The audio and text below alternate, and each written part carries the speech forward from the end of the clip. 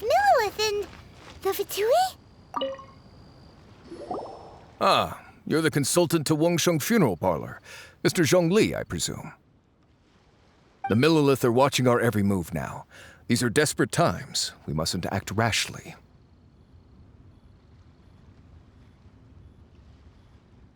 Desperate times?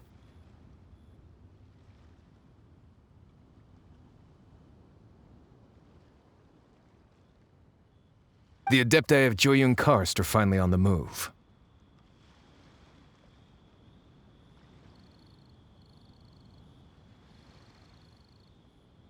Do they intend to exercise force?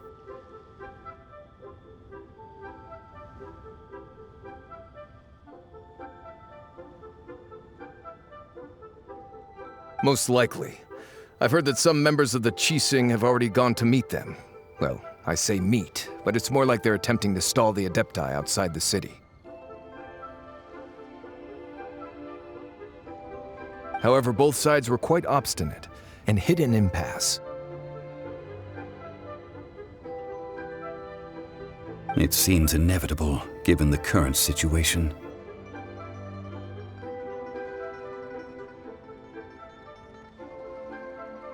The Adepti do not acknowledge the Qixing. They only acknowledge the contracts of the Geo-Archon. If the two sides come to blows, Liyue Harbor will be in no position to stop them. Surely the Liyue Qixing are not the sort to give in so easily.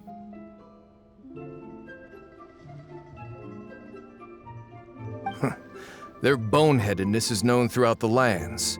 Yet it's because of that obstinacy that mortals and Adepti are now on the verge of conflict. And what now? How is it that the Fatui have come under fire? That's all Ningguang's doing. She proclaimed that in these tumultuous times, the Millilith must rein in the actions of the Fatui. Only now do they want to start keeping tabs on us? That's the Qixing for you. Anyway, Mr. Zhongli, you're one of Childe's close associates.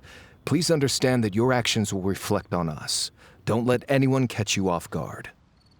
It looks like things are about to boil over in Liyue Harbor. Do you intend to use your neutral identity as an intermediary between both sides? Or will you use your sword to turn the balance? Neither path is an easy one. Oh, by the way, Mr. Zhongli, we've heard that the Wangsheng Funeral Parlor has also been caught up in all of this. They're currently squaring off with the authorities at the gates. Things are taking a turn for the worse. I'm afraid I must leave now to handle things back at Wangsheng Funeral Parlor. I hope that Master Hu has been able to keep things under control for the moment.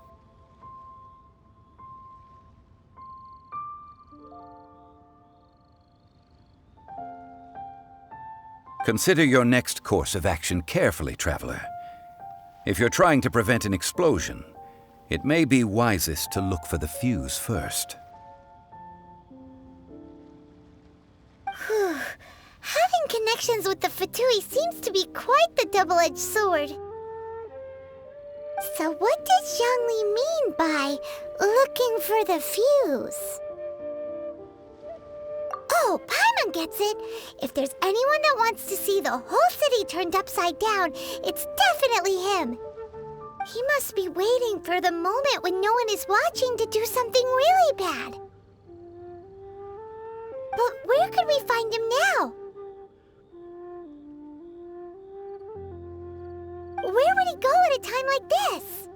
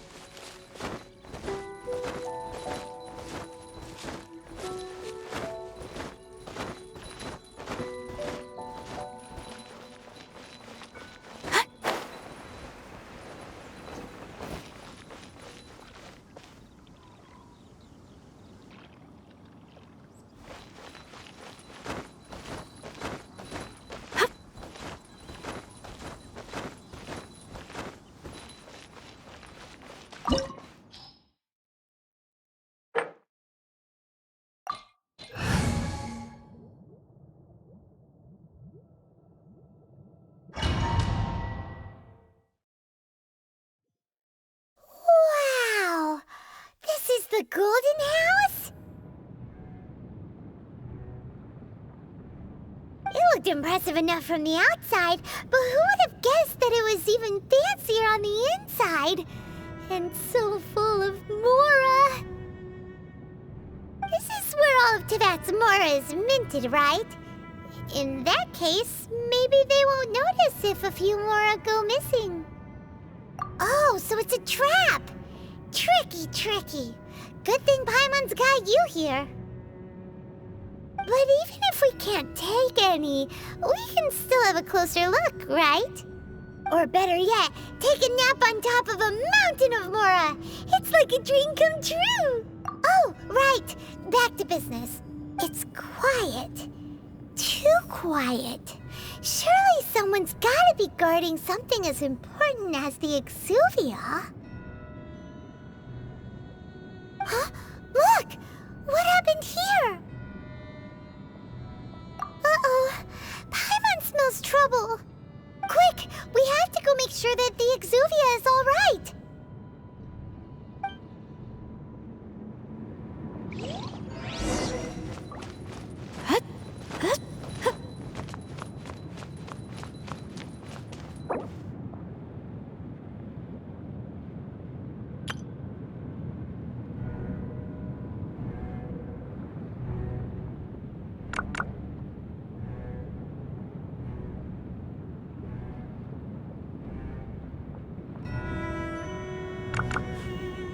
A blade embraces its duty, as a jeweler cherishes their gems.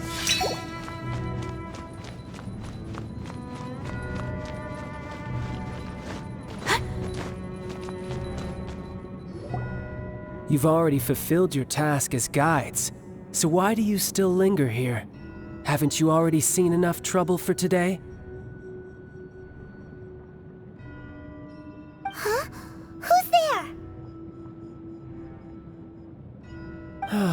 If you were Fatui, I imagine that you would be entitled to a generous reward from the Tsaritsa herself. But now, you're nothing but dross, and you're in my way. Where should I start? Well, I've never been one to beat around the bush, you know. But who could have possibly guessed that the god of Geo would mysteriously perish the very moment I arrived in Liyue, and that the Exuvia would subsequently be hidden away?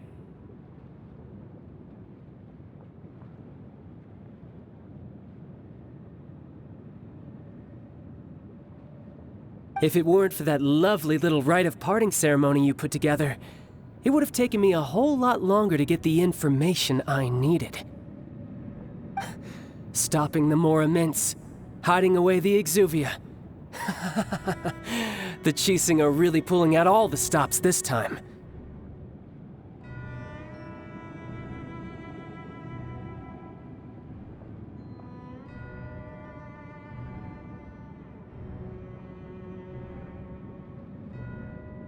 So you've been planning to take the Gnosis from inside the Exuvia all along?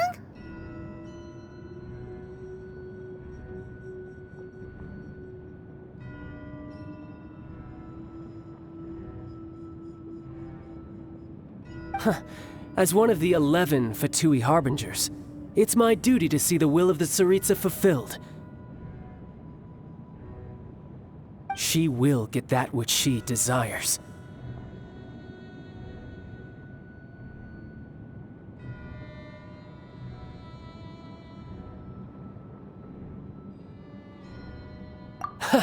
I'm not asking for your blessing, and there's nothing you can do to stop me anyway. The time for discussion and diplomacy has already passed. I mean, if it were up to me, I would have skipped that stage to begin with. But I'm willing to do as the Tsaritsa deems fit.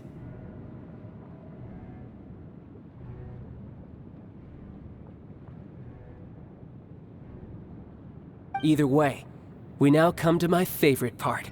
A simple pleasure, and one that I am oh so delighted to be sharing with you. The battle. Battle? So you're the type that goes looking for trouble, huh? You could say that. When Signora offended the deities outside the cathedral in Mondstadt, she swiftly left the scene once her mission was accomplished.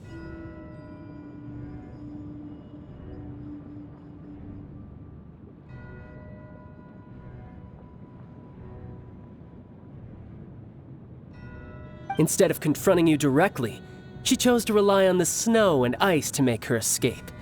She wouldn't want the knights to come running towards the sound of battle now, would she?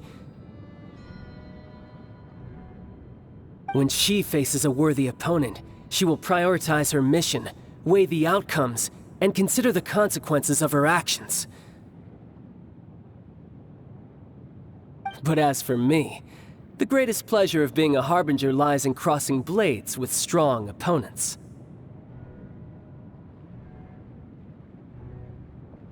We won't let what happened in Mondstadt ever happen again!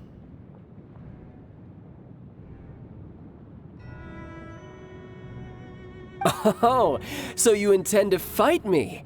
Good. I won't kill you, Traveler. I'll just play along, to feel the thrill of battle. Besides, you could never defeat me, not even in your wildest dreams. But hey, try to relish the fight anyway, because if you ask me, without that, what else is there?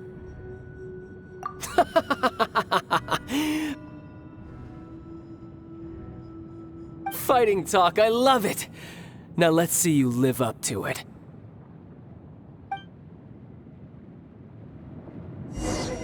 This chance is hard to come by, so show me all you've got. So very few ever get the chance to square off with a Fatui Harbinger. So come now, amuse me, and don't you dare disappoint. No one escapes my sights! Take flight! How unbecoming.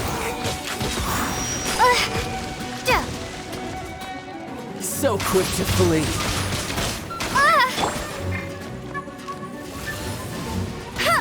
Get him!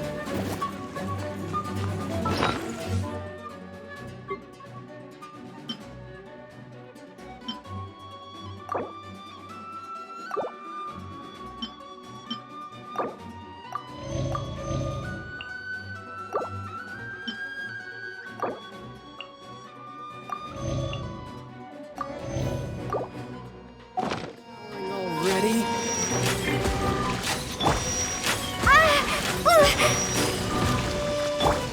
Whirling snow! Yeah! Poor time. Barely a scratch! Yeah! Passable effort. Try this. Poor time. How unbecoming. Prepare to be blown away! You've made some progress.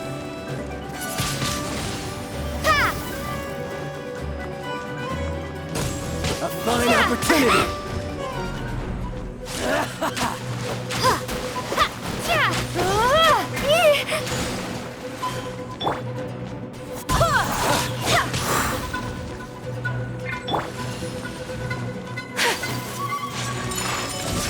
Not bad. So not rude! bad. Guess I should take you more serious.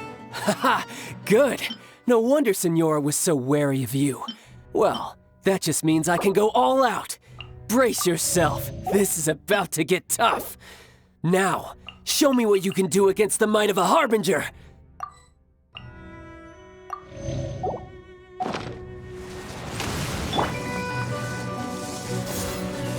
No use hiding back there. I swear by my sword! Ha!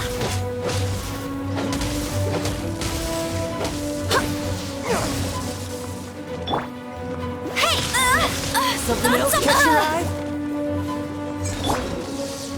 Take flight! Unthinkable! All you do is run. Got you. No use hiding back there. This!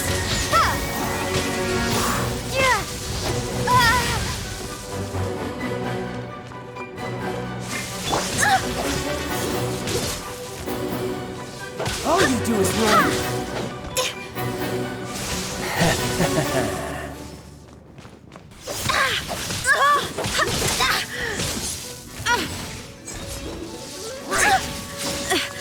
My companions need... I'll crush you!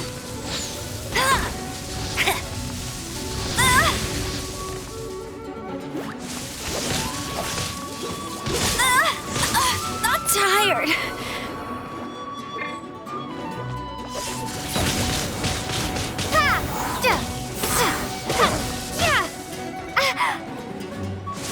Gotcha.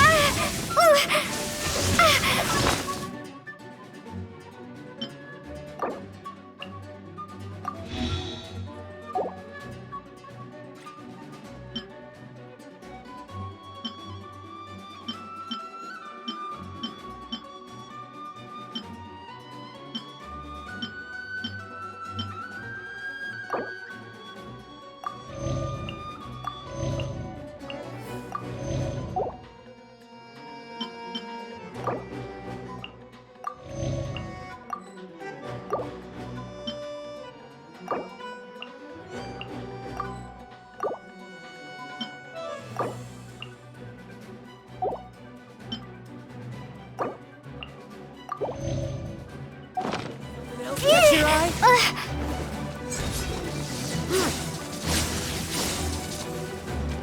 No use hiding back there.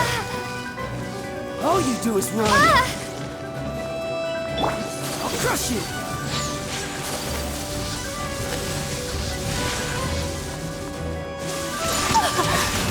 So You died.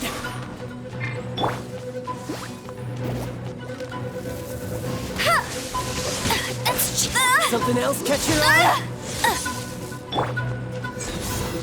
Break! This!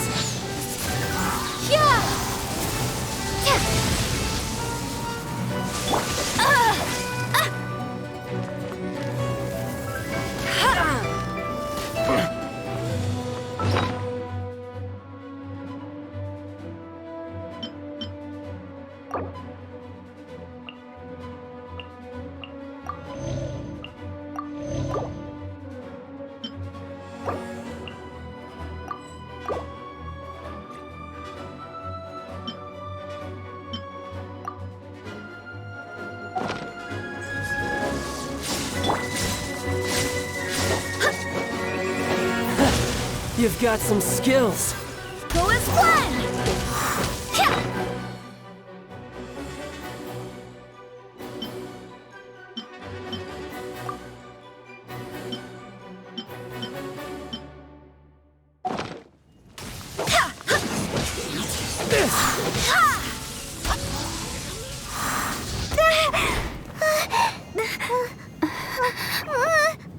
Not bad.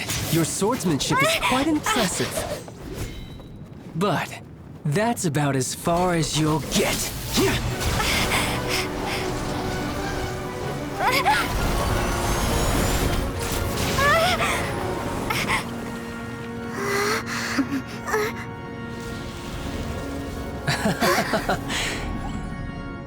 Didn't think you had that card hidden up your sleeve. You were just playing us to get close to the Exuvia! Oh, quiet down. Stop acting like some wide-eyed recruit. You've seen this world. You of all people should know. This should have been expected! Well then, I'll be taking Morax's Gnosis now! Huh? I see. Well, this is most unexpected. You beat me to it, didn't you?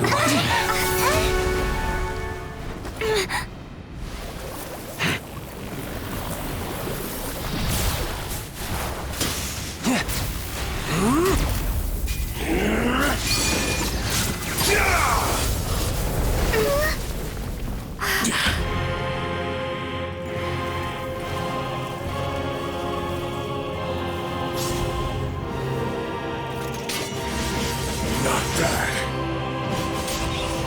But this is going to cost you! Yeah!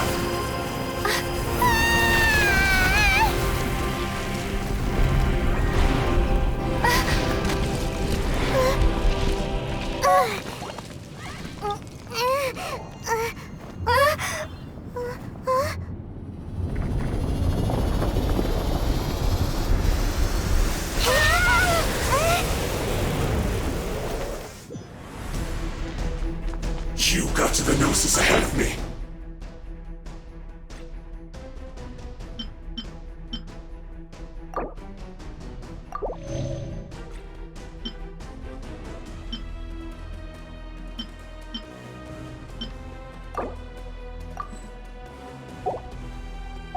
Didn't you?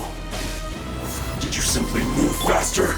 Or did you leak the information regarding the Golden House to me on purpose? No matter. Hand the Gnosis over, now! Don't make me take it from you! We didn't take it!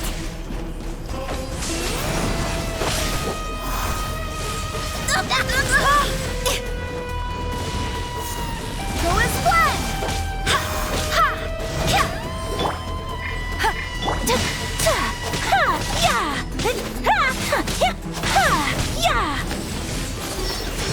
Whirling snow!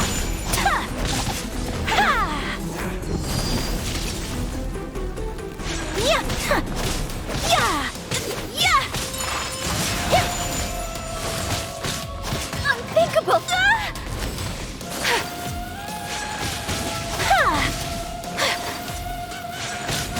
Take flight!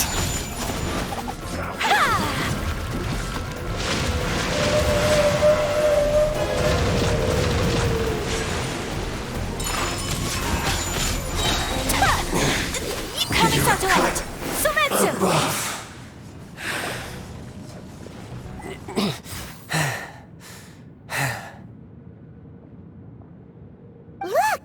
Childe's back to normal again! Well then, time to cool off. It seems the burden of the foul legacy transformation was too great for my body. I lacked the opportunity to think this through. And now that I consider the matter more carefully, you never had any chance of beating me to the Gnosis. You had no connection to the Gnosis, no matter where it had been taken. That's what we've been trying to tell you! We didn't take it! Your show of ability today far surpasses that of Signora's initial assessment of you in Mondstadt. Tell me, how could that be? You already know the answer, don't you? I can see it in your eyes. But if that is a secret you wish to keep, I guess I'll just have to curb my curiosity. This battle has already left me satisfied. Anyone who strives as I do to grow stronger shall be called a friend, even if our friendship can only be shown in battle against one another. Pretty sure that's not the normal way to make friends. Unfortunately, I must bring this amiable conversation to an end. My quest still beckons. Given that the Gnosis wasn't taken by anyone, then we must look once again to the beginning. Perhaps it was never in the Exuvia to begin with. In fact, it might be that the Exuvia was just a diversion of sorts. What? So you mean that... Yes, it appears so. Interesting to say the least. It seems that the guardian deity of the capital of commerce is also well versed in little maneuvers beyond the boundaries of contracts. As such, we must now look to our backup plan. backup plan? I had hoped it would never come to this, for the weak will be swept away in the process. The truth is, the world belongs to those who pursue strength. I seldom willingly involve myself with the weak. Unfortunately, we cannot be picky about our methods as Fatui Harbingers. Children must all learn to eat their vegetables sometime. So what are you planning to do?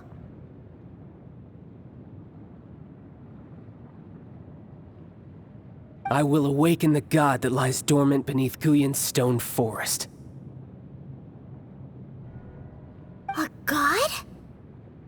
Osial, overlord of the Vortex. who was defeated by Morax, the Geo-Archon in the Archon War, and who has remained pinned beneath the waves by the Geo-Archon's stone spears ever since. If such an ancient god were to be unleashed upon Liyue Harbor, defenseless without the protection of its deity, do you think the cunning Rex Lapis would just stand aloof and watch the ensuing destruction?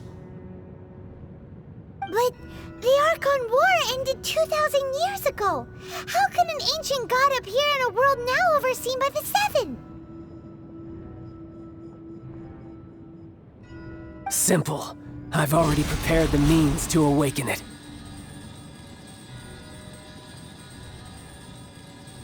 Hey! Those are sigils of permission! Oh, Paimon remembers now! The Fatui have been researching them! Indeed. The one that was given to you was just a byproduct of our research. With the power of so many sigils of permission concentrated in one place, along with that which was bestowed upon me as a harbinger by our Tsaritsa, breaking the subduing might of the Geo-Archon spears for a time should be no obstacle. Using the powers of ancient gods in such a situation fails to interest me, and is largely against my principles. But knowing that such an action will not only force the Geo-Archon to show its hand, but you as well, that makes matters a little more intriguing.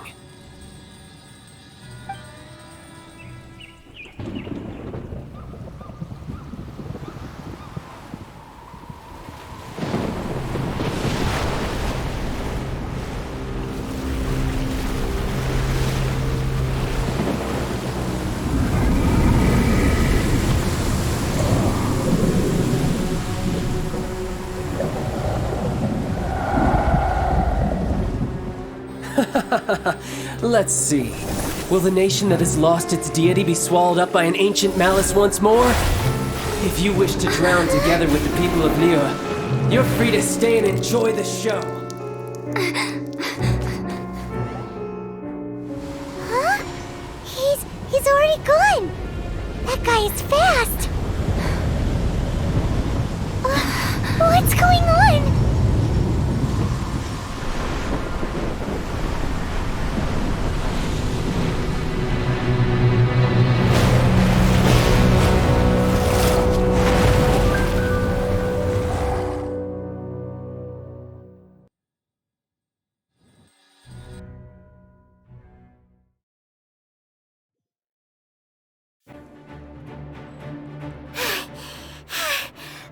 Exhausted. If we hadn't happened to see the Jade Chamber flying over just as we came out of the Golden House, we really wouldn't have known which way to go. Did we make it in time? Is the Overlord of the Vortex still in the sea? It hasn't destroyed Liyue yet, has it? What are you doing here? Huh? Hold on. It's the Adepti! What are you doing on the Jade Chamber? Paimon thought you were arguing with the Qixing. Is the fighting over? Faced with a calamity of such magnitude, we have agreed to put our differences aside for now and unite against this common enemy. Oh, Paimon gets it. So how do you plan to defend Liyue? Just seeing this Overlord of the Vortex guy puts a pit in Paimon's tummy, even from all the way out here. It's not just you. We've got new Millelith recruits who can't even stand at attention without shaking. The force of an ancient god's presence seems to be too much for ordinary people to handle. Which is why we must stop that monster before it gets any closer to Liyue Harbor. So the Archon War was fought 2,000 years ago against enemies like that thing? Now that's scary. So will the power of the Qixing, Millelith, and Adepti gathered here be enough to stop that god? We've already discussed this together, and our conclusion is... not necessarily. What? But all of you were supposed to be the guardians of Liyue. Can't you think of something? One certainly could. The Qi did once research the matter of the Guizhong ballista when it piqued their fancy. And as fate would have it, one who did craft the Guizhong ballista with one's own hands is here. For what could you mortals ever learn of Adepti mechanisms? Yet, it would take one, but a little tinkering to turn this ballista into an engine of war beyond your wildest thoughts. I suppose this is one blessing from the Adepti that we should be thankful for. So be it. We shall use the upgraded Guizhong ballista to fight off that god. All the Adepti here can lend their strength to man it. We haven't a moment to spare. Our battle begins now. Yep.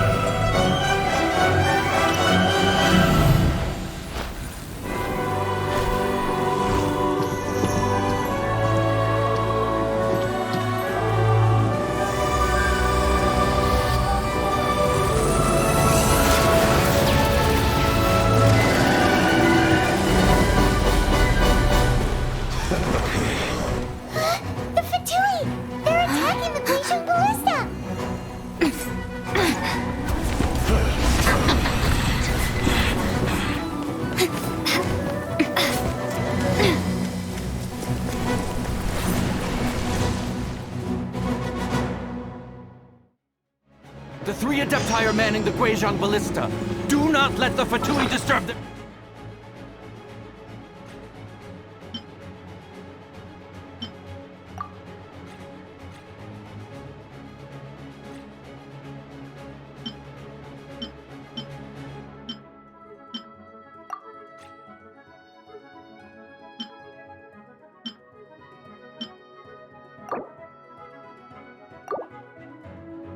Their work.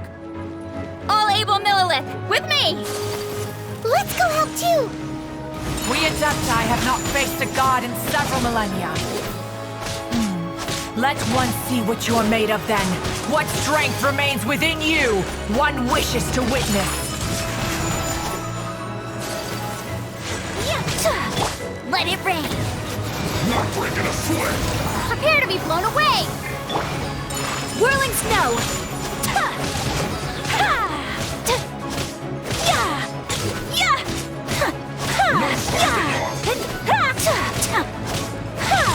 My apologies!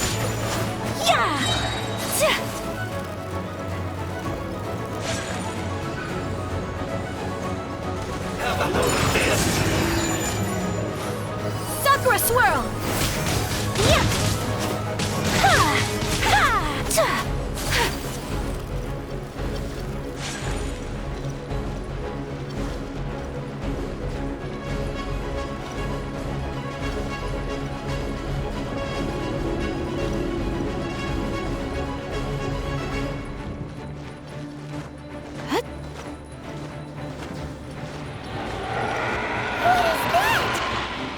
That is Osial's divine power.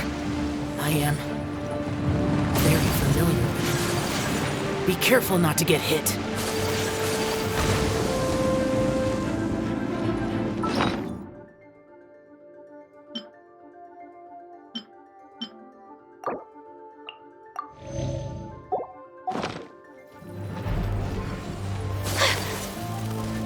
The Fatui! Their attacks are unrelenting! How daring. Snezhnai's diplomats will answer for this afterward. Every last one.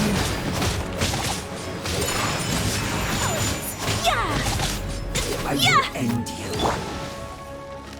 No excuse for stopping! Go, pick the... Stay right not so hard! The ancient god's attacking again!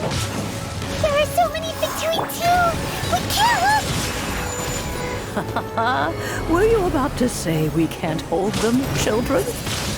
Huh? lose heart. Here, take this. This is adeptal energy.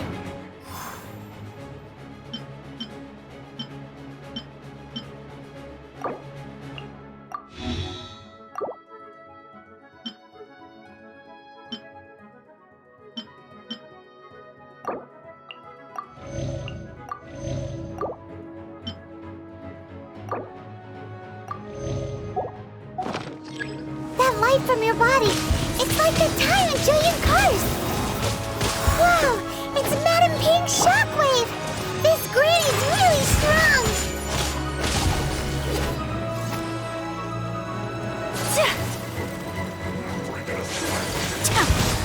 Take flight!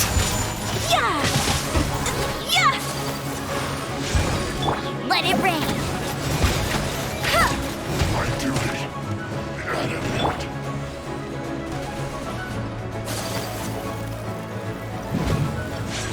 My apologies! Wind, hear me! With the blood of the Chilean, I guard you against evil! Cast your fear of injury by the wayside and fight with all your might! I too did this during the Archon War! So this is what Ganya's like in a fight. My name means swiftness. Take my power and run as I do. We're going too fast!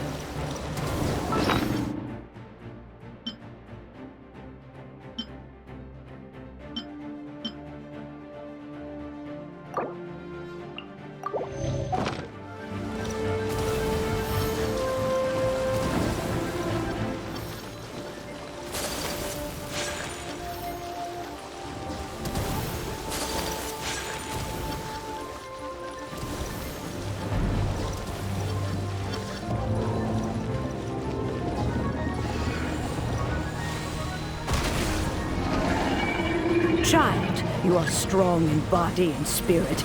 Perhaps you can withstand 3 forms of adeptal energy at once. This will hurt a little. Please bear with us. Once you've adapted, try to use them in battle.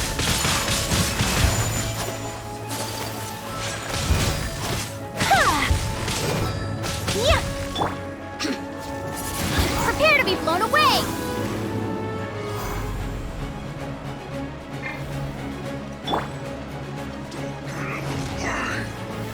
No one escapes my sights! Not breaking a sweat. Take flight!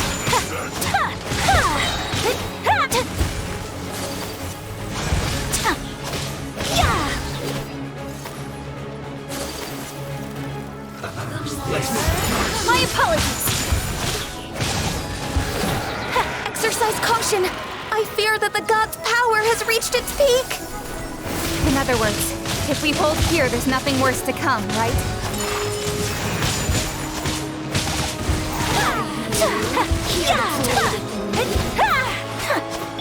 So is flag! I swear by my sword!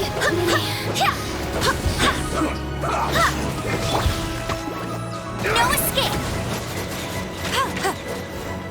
Bet you can't keep up with me! Take flight! Sakura swirl! This should be fun. Be gone! My work.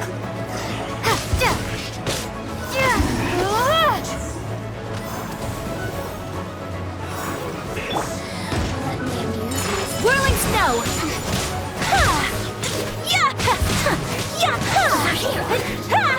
Let's move.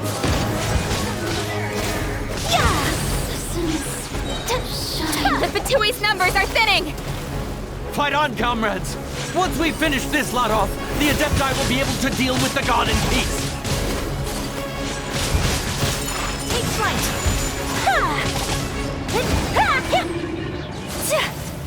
Don't be a killjoy.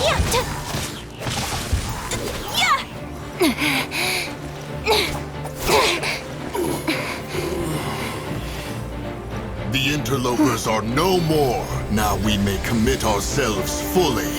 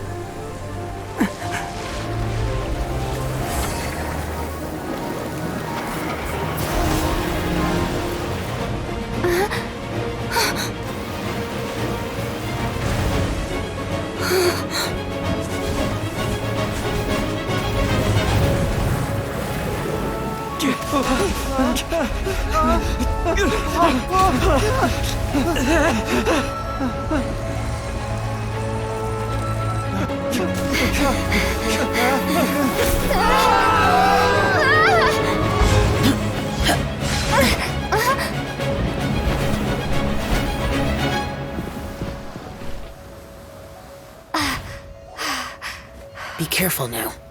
The Guizhong Ballista is destroyed.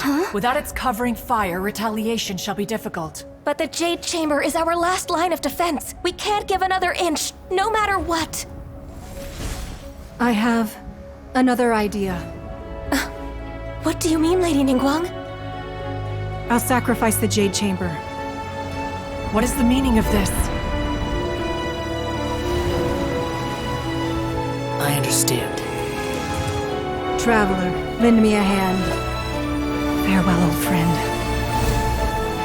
Goodbye for now. Let us meet again in the future.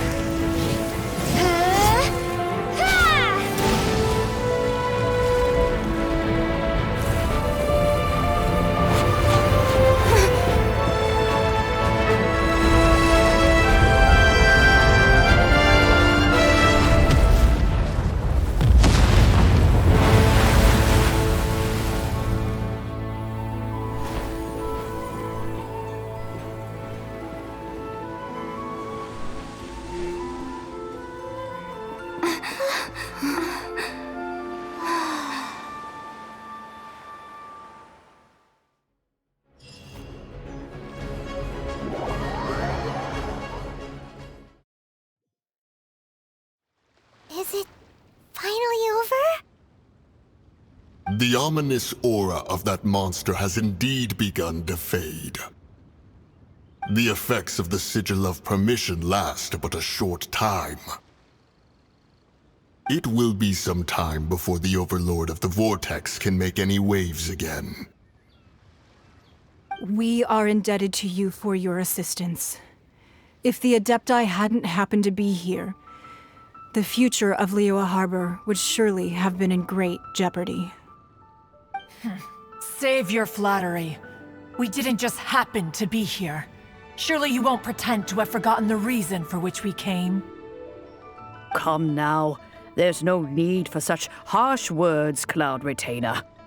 I've heard that when Ningguang began learning to do business, she had already started setting aside part of her then limited income in preparation for building the Jade Chamber. At first, it was only the size of a small room, but with continued expansion, it has become the palace that lies before you now. It is a testament to Ningguang's entire life, both as a businesswoman and as the backbone of the Liyue Qixing. Seeing the Jade Chamber destroyed in the defense of Liyue means much to her. To me, such cooperation and sacrifice deserves at least some recognition, don't you agree? Well, I was really hoping you would say that such sacrifice could at least be used as some leverage in our negotiations. Thank you all for hearing me out. We know very well why the Adepti came here today. But please forgive us. We cannot yield to your wishes. Oh? 3,700 years. According to our records, the Adepti signed a contract with Rex Lapis to protect Liyue 3,700 years ago. Even to this very day, Liyue and its lands have stood the test of time, immovable as stone, just as it was thousands of years before. This is truly no small feat. But that does not mean that the Liyue of today is the same city as it was all those years ago. Do not merely cast your protective gaze upon the land. Instead, focus your sights on our city and each of the citizens that dwell within it. Are you questioning our means of protecting Liyue? I mean no offense. I simply hope that our Adepti forebears would see Liyue in a new light. Forebears, you say? One doubts you would be fit to be part of such a lineage. This morning, Rex Lapis appeared to me in a dream. What? In the dream, I yearned to tell him that we Qixing, though mortal, are equally bound to the contract. Each passing generation of the Qixing leaves many things of value to be inherited by the next generation. I also thought to tell him how the past generations of Qixing had strove under his rule to survive in our mortal world, establishing a network of contracts which has since come to be known as trade. But I dared not speak. I could only gaze at him in silence until the moment I awoke. Oh, Ningguang. Yet another perspective. What are you trying to say, Outlander? Right! That's something that happened in Mondstadt. It's a story about the Four Winds and the people of the Animal Archon. The Animal Archon sought to quell the strife between the two sides because he believed that such conflict would only scar the hearts of both, and that nothing good would come of it. Each of the 7 nations has its own scars from the past. Though your point is the very height of simplicity. As Adepti, we've become a laughingstock, to be chastised thus by an outlander who has lent us such succor. All right, all right. Didn't Ningguang suggest that we should focus on the city and each of its citizens? I know I already have, so why not see for yourselves? I apologize for appearing in full armor. I am afraid I cannot show the proper courtesies. And who are you? I am Feng Yan, a sergeant of the Millelith. I have come to extend my thanks to the Adepti. I thought this battle would perhaps be my last. But thanks to the aid of the Adepti, our forces were not as badly battered as I feared we might be. Although I am a mere mortal soldier, I promise to hold the line and never betray the grace given to us by the illuminated Adepti this day.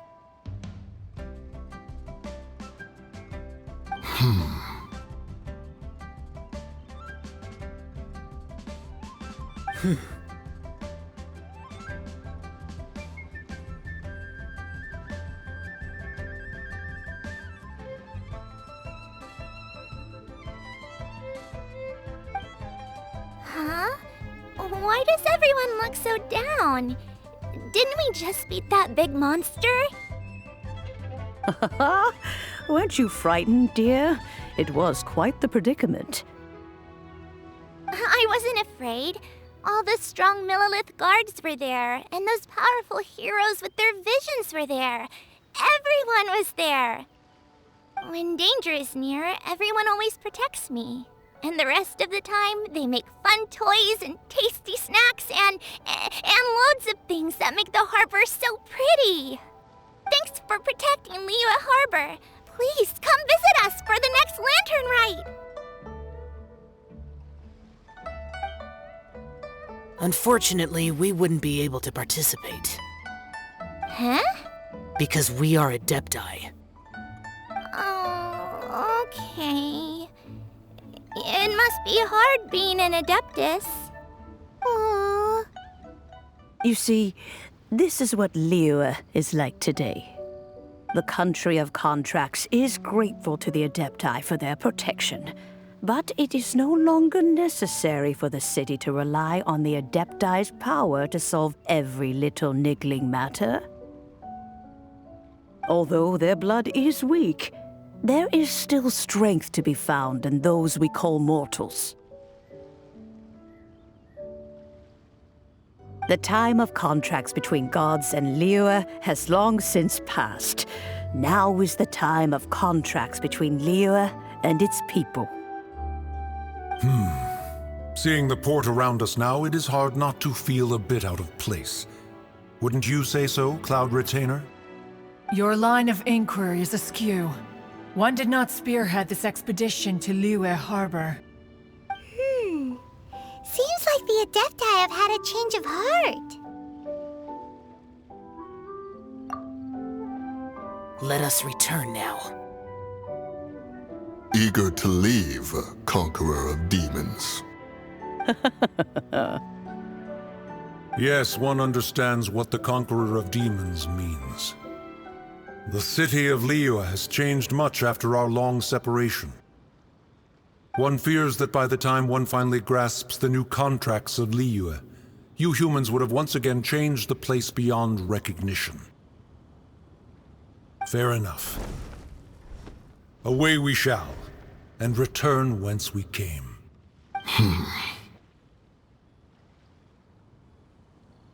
Since we Adepti have consensus, then one shall persist no further. But how will we ensure that the Liyue Chising will not simply exploit their power once we depart? In my view, that is still a thing to be guarded against. All right, Mooncarver, you needn't worry. It seems to me that this right of supervision is best left to the people of Liyue. Looks like the conflict between humans and Adepti was avoided. All's well that ends well, huh? Oh, right! It's nice that we've got peace and all, but we're forgetting one thing. Childe wanted to unleash the god so he could lure Rex Lapis out. But we were able to handle the Overlord of the Vortex on our own, so Rex Lapis never showed up. Oh, and speaking of that, don't we still need to get to the bottom of that Archon's death, too?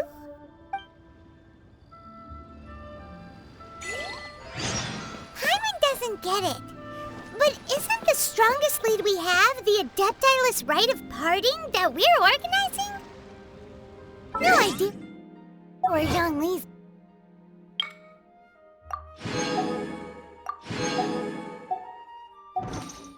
Gone. Let's ask for him at Wangshen Funeral Parlor.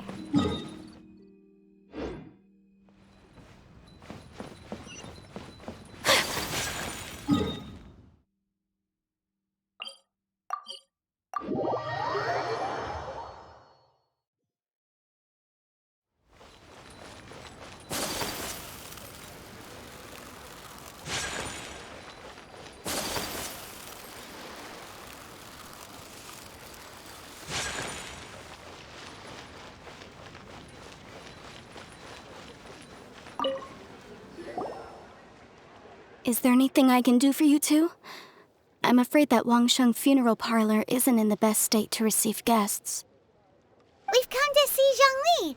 Could you please tell him we're here? Unfortunately, Zhongli isn't here at the moment. It seems he went to Northland Bank. Doesn't the Northland Bank belong to the Fatui? Last time we saw Zhongli was before we went to the Golden House. Do you think he doesn't know about the attack on Liyue? Visiting the Fatui at a time like this could only mean more trouble. We had better go and make sure that everything is okay.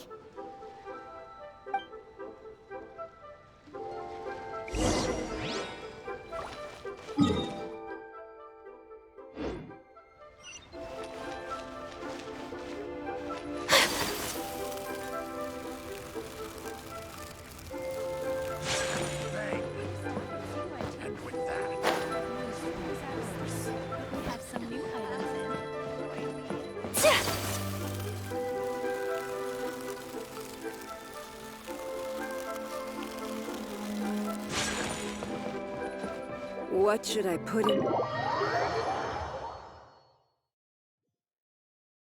You call this cooperation between Harbingers? Cooperation involves communication, you know. Don't take it to heart, child. Besides, aren't you happy that you got to skip the formalities and bring chaos to the land? I'm sure you must have enjoyed that. Oh, it seems that some of your friends have arrived. Hey, it's Zhongli and Childe. And you! You're also one of the Harbingers? It's you two. I believe we've met once before. In the city of Bards, was it? I'm glad you still remember my name. Ah, right. I imagine that it must have been rather hard to forget watching helplessly as something precious was snatched away from your friend. Well, if it isn't you two. This is our first time seeing each other since Liyue was nearly wiped off the map. This is certainly a bit awkward, wouldn't you say? Paimon knew that we should never have trusted a Fatui Harbinger. Oh, now don't say that. Sure, I may have misled you, but I never had anything against you personally. Besides, I thought we were getting along quite well together, didn't you? Except for that little tussle we had at the end. Nothing personal. We just have different views, that's all. Of course, you may very well hold this against me, but that's up to you. The real deceivers here are Senora and Zhongli. Curse them for leading me on. So actually, I think... Stop wasting time, child. There'll be plenty of time to chat once I'm through here. You remember the agreement, Morax. Now, if you would be so kind. The Gnosis, please. What in the world are you talking about? The contract is fulfilled. That which thou seeketh is now bestowed unto thee.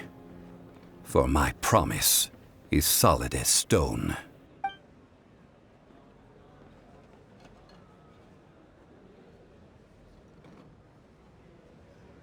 How sanctimonious. What? So you're the Lord of Geo? No, wait! That's an exciting twist and all, but why give the Gnosis to the Fatui? I do not give it for free. I give it as agreed upon in the contract, for it is a matter solely between the Tsaritsa and I. Yeah, you don't think you went a little bit too far with that whole fake death thing? Everyone was preparing the ceremony for you, and splat! This big dragon falls out of the sky, and all of Liyue goes into an uproar. Talk about a disaster. Gathering all the forces that had been bubbling behind the scenes, and then stirring them together in a pot that was bound to boil over. That's what he wanted to see, am I right? Wait, what? Perhaps it's best that I explain. As you know, I've dwelt upon this world for more than 6,000 years. I witnessed the founding of Liyue, together with the Adepti 3,700 years ago. Even boulders that can withstand whirlpools will erode with the passing of time. I kept convincing myself that cracks had not begun to form, and that the end of my time had not yet come. Until one drizzly day, as I was strolling along the harbor, I heard a merchant tell one of his workers, "You've finished your duties. Go ahead and call it a day." I stood motionless among the crowds, asking myself, have I already finished my duties? Oh, Zhongli. But as I began to consider relinquishing my divine role, I soon discovered that many reasons still remained to not hastily depart. Was Liyue, the city I had dwelt in for so long, already prepared to enter its next age? I decided that a test was needed in order to reveal the answer. So I feigned my own death, and gathered the cast of Childe, the Adepti, and the Liyue Qixing to play their roles together on the stage that was Liyue. Indeed I was. The Gnosis, which I had kept for so many years, suddenly seemed to have lost its meaning. That's right, which is why I continued to safeguard the Gnosis until now. So you mean that if the chaos ever reached the point of no return, you would simply appear and use your divine powers to bring Liyue back under control? Of course, and it would have been all too easy for him too. Just as a child quickly matures after losing their parents, so has Liyue matured when faced with the death of its deity. I was pleasantly surprised with the finale of the show that you all put on. Why, you even deserved an encore. The Adepti deserve the greatest applause, considering their years of seclusion. They hardly recognized the city, yet faced with such a crisis, they exerted the greatest amount of restraint. Not only did they manage to cooperate with the Qixing, but in the end, they even tried to understand the heart of the people. And hats off to the emissary dispatched by the Cryo-Archon to fulfill our contract, Signora. She managed to keep everything she knew in strict confidence, far from the eavesdropping ears of her colleague Childe, just as I had requested.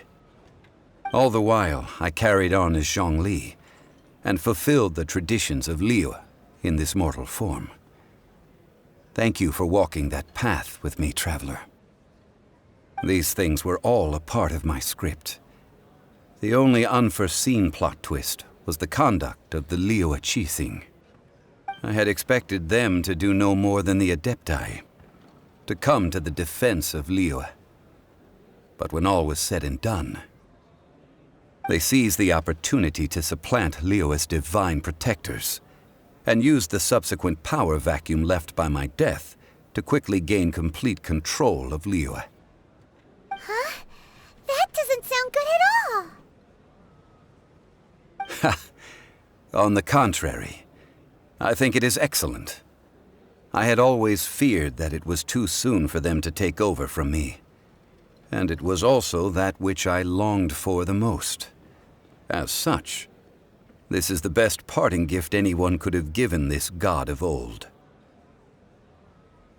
Hey, what about me? Doesn't anyone feel the least bit of remorse for deceiving me? You've practically kept me in the dark! I think that thanks would be more appropriate. You certainly played no small part in all of this, wreaking havoc and turning the city upside down. The Lord of Geo ought to thank you for your performance, if anything. If you hadn't created the pressure of a battle between mortals, Adepti, and a god, the lump of coal resting in the hands of the Geo-Archon, Liyue, would never have been able to become a dazzling diamond of a city. Huh? Just whose side are you on, mocking me like that? Are you itching for a fight? Hey, haven't you learned the Liyue saying, don't always call it as you see it? Well then, with the Gnosis in my possession, I have no use for such idle chatter. We should return to Zapolyarny Palace and seek an audience with Her Majesty, the Tsaritsa. Come, child. Fine. I'll meet you there later. I'm not sharing a boat with the likes of you. Do as you wish.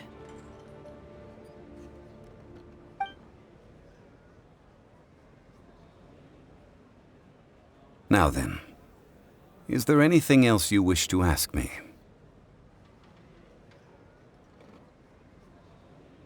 Right! As Zhongli always told us, a good trade is a fair trade. Paimon has no idea what could be a good trade for a Gnosis. Realistically speaking, there is no such thing. Huh? However, I am the god of contracts. For thousands of years, I have made countless contracts. If the deal was of no benefit, then I certainly would not be inclined to agree to it.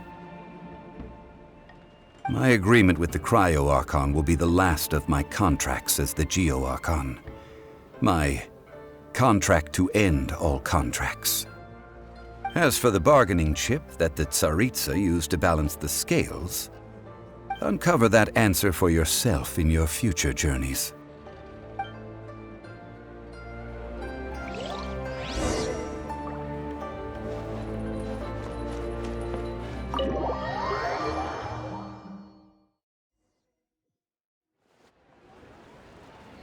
Today's the day of the rite of parting. Although the star of the show is fake, we spent so much time trying to organize it, it would be a real shame not to go there now.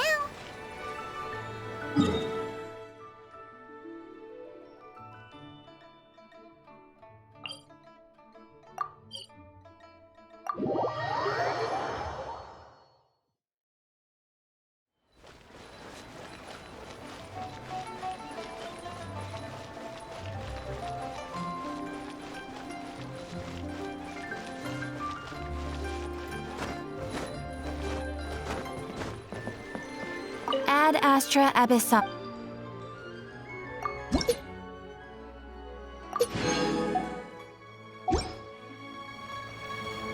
Ad astra.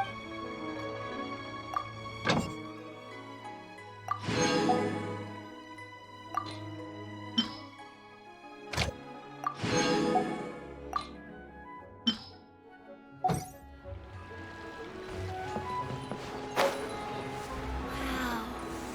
Leo's really got a lot going for it. Try some.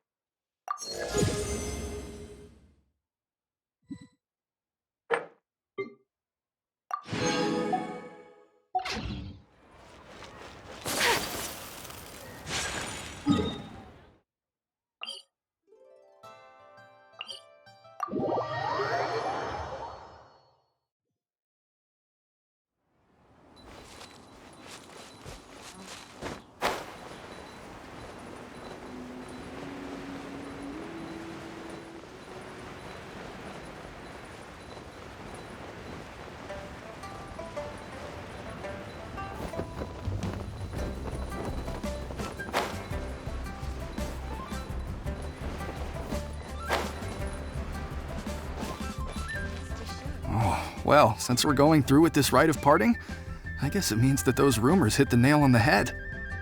So Rex Lapis is really... But they didn't catch the culprit, did they? Oh, come on. Do you think that the assassin could have been a normal person? You know what I think. I don't think any of the gossip on the streets you hear from those shady types is worth anything. There's only one real possibility in my mind. I've heard that the assassin was that Fatui fellow. Youngish, pretty high in rank. I think they called him Childe. The Fatui? They certainly are very suspicious. Who knows what those greedy, crooked folks... Shh! Lower your voice. If the Fatui catch you in their sights, Rex Lapis won't be around to protect you this time.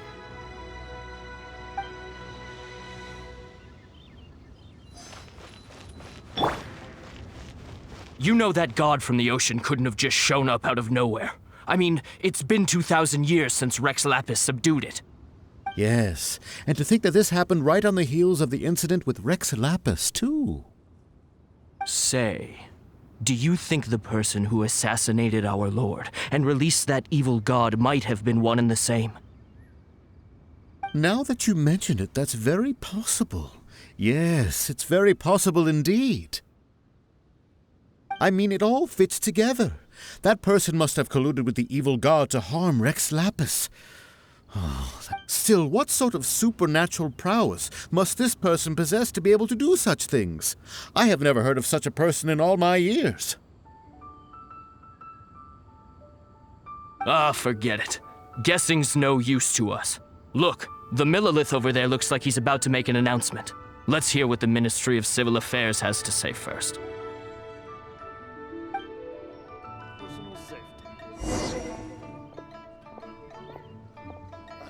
What if Master finds out?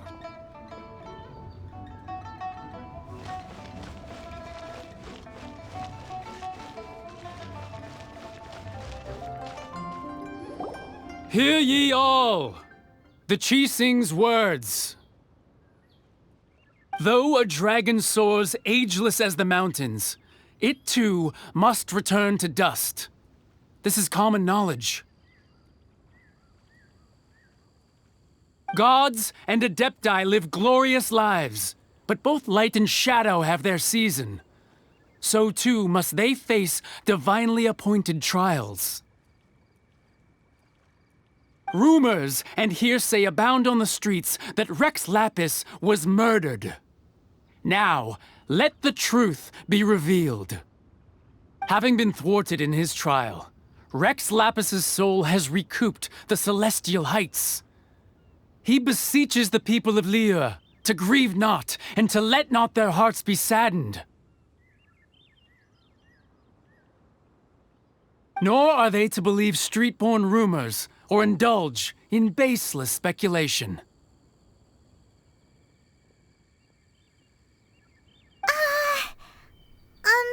Paimon needs a translation on what the Qixing's announcement said. So that's how they're spinning it. Something feels off. Why would they suddenly give up looking for the murderer?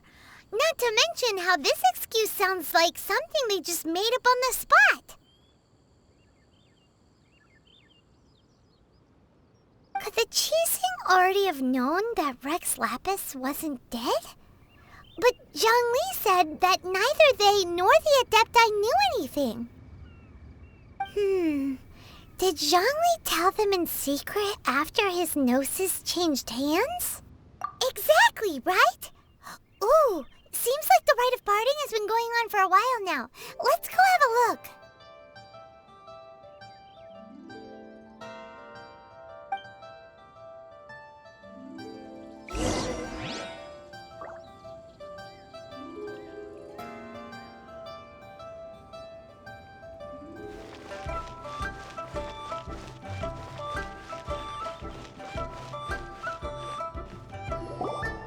Look, it's Ningguang and Keqing. Are they saying something? Are their speeches over?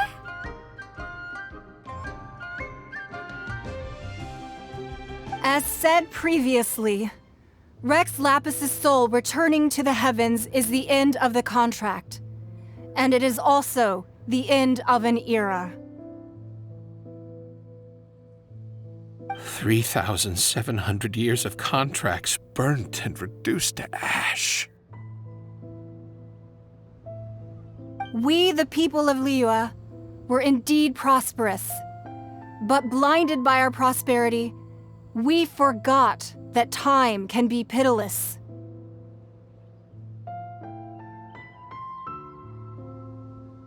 The long, unending dream of our Archon walking among us.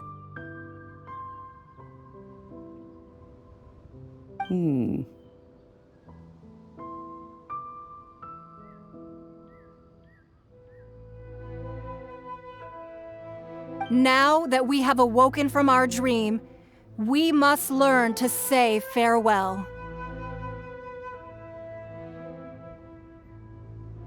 Will you stand with us as we re-establish our contracts? As we build a new age of prosperity? So concludes the words of Her Eminence the Tianquan. Does Her Eminence the Yuheng have anything to add? Huh? Is she looking this way? Traveler. Yikes! She really is looking our way! Is that the traveler who they say defeated the ancient god? So young. The Liyue Qixing always repay their debts. And as you have heard, our eyes see far and our reach is long. Name your price. You deserve that much. Whoa!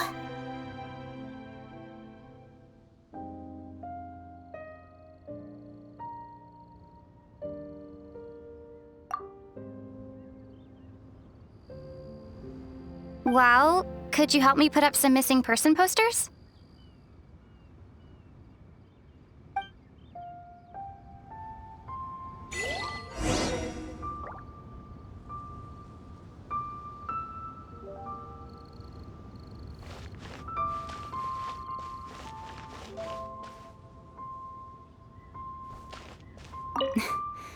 Why, you...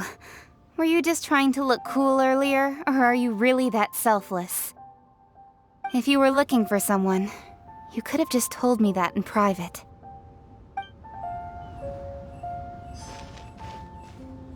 Roping you in was possibly the most masterful move we could have made. I believe that future generations will say so too when our deeds come up for their review.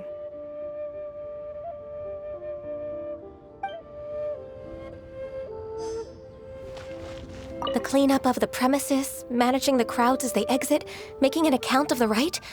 There's much that remains to be done. I didn't miss anything, did I?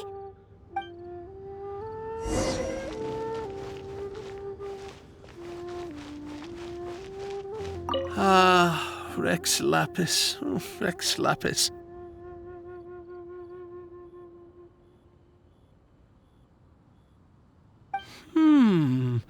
Now that I think about it, if everyone's of the same mind as me... perhaps mementos for Rex Lapis might be the best short-term business opportunity. Huh. And to think I'd put my best perfume on before coming here, thinking you'd like it. But it seems as if those perfumes really were meant to be offered to Rex Lapis. Well, that's fine. Suffer no rivals in love, they say. And that's 3 gone in 1 stroke.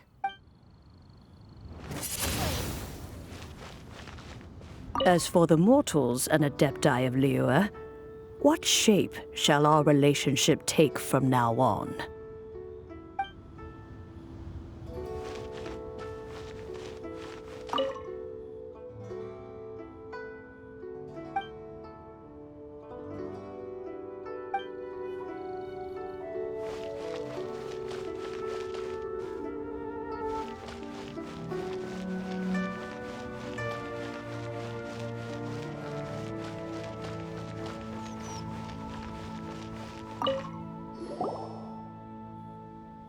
Hey, Zhongli! Look at this. Everyone in Liyue is caught up in their emotions, thinking that they'll never see Rex Lapis again. And here you are looking all relaxed. Why would I not feel more at ease after laying down the burden I have borne for 3,700 years? Right. If the two of you can spare the time, I should treat you to a meal at the Xinye kiosk. Ha! That sounds like big talk, Zhongli. Paimon might have believed you if you were treating us to some third-round knockout, but you'd have to pay out your nose just to stand inside Xinye kiosk. Are you sure you can afford it? You're right. I do lack the Mora. As the Rex Lapis Morax, I can easily create Mora. But since I have chosen to walk this earth as the mortal Zhongli, I should abide by the same rules that mortals do. When I was journeying with you, though I still had the Gnosis in hand, I knew that I must soon retire from my role as an Archon, so I had to rehearse a little for my new life. Oh, no wonder! Paimon gets it now. You didn't look at the price tags when we were spending because you've never had to. But since you weren't used to not being able to just make more Mora as and when you wanted to, you had to try becoming a parasite to society who lives off of other people's credit. Well, we were only spending Fatui money. You don't have to say it like that. In the City of Commerce, we do not merely exchange money or goods.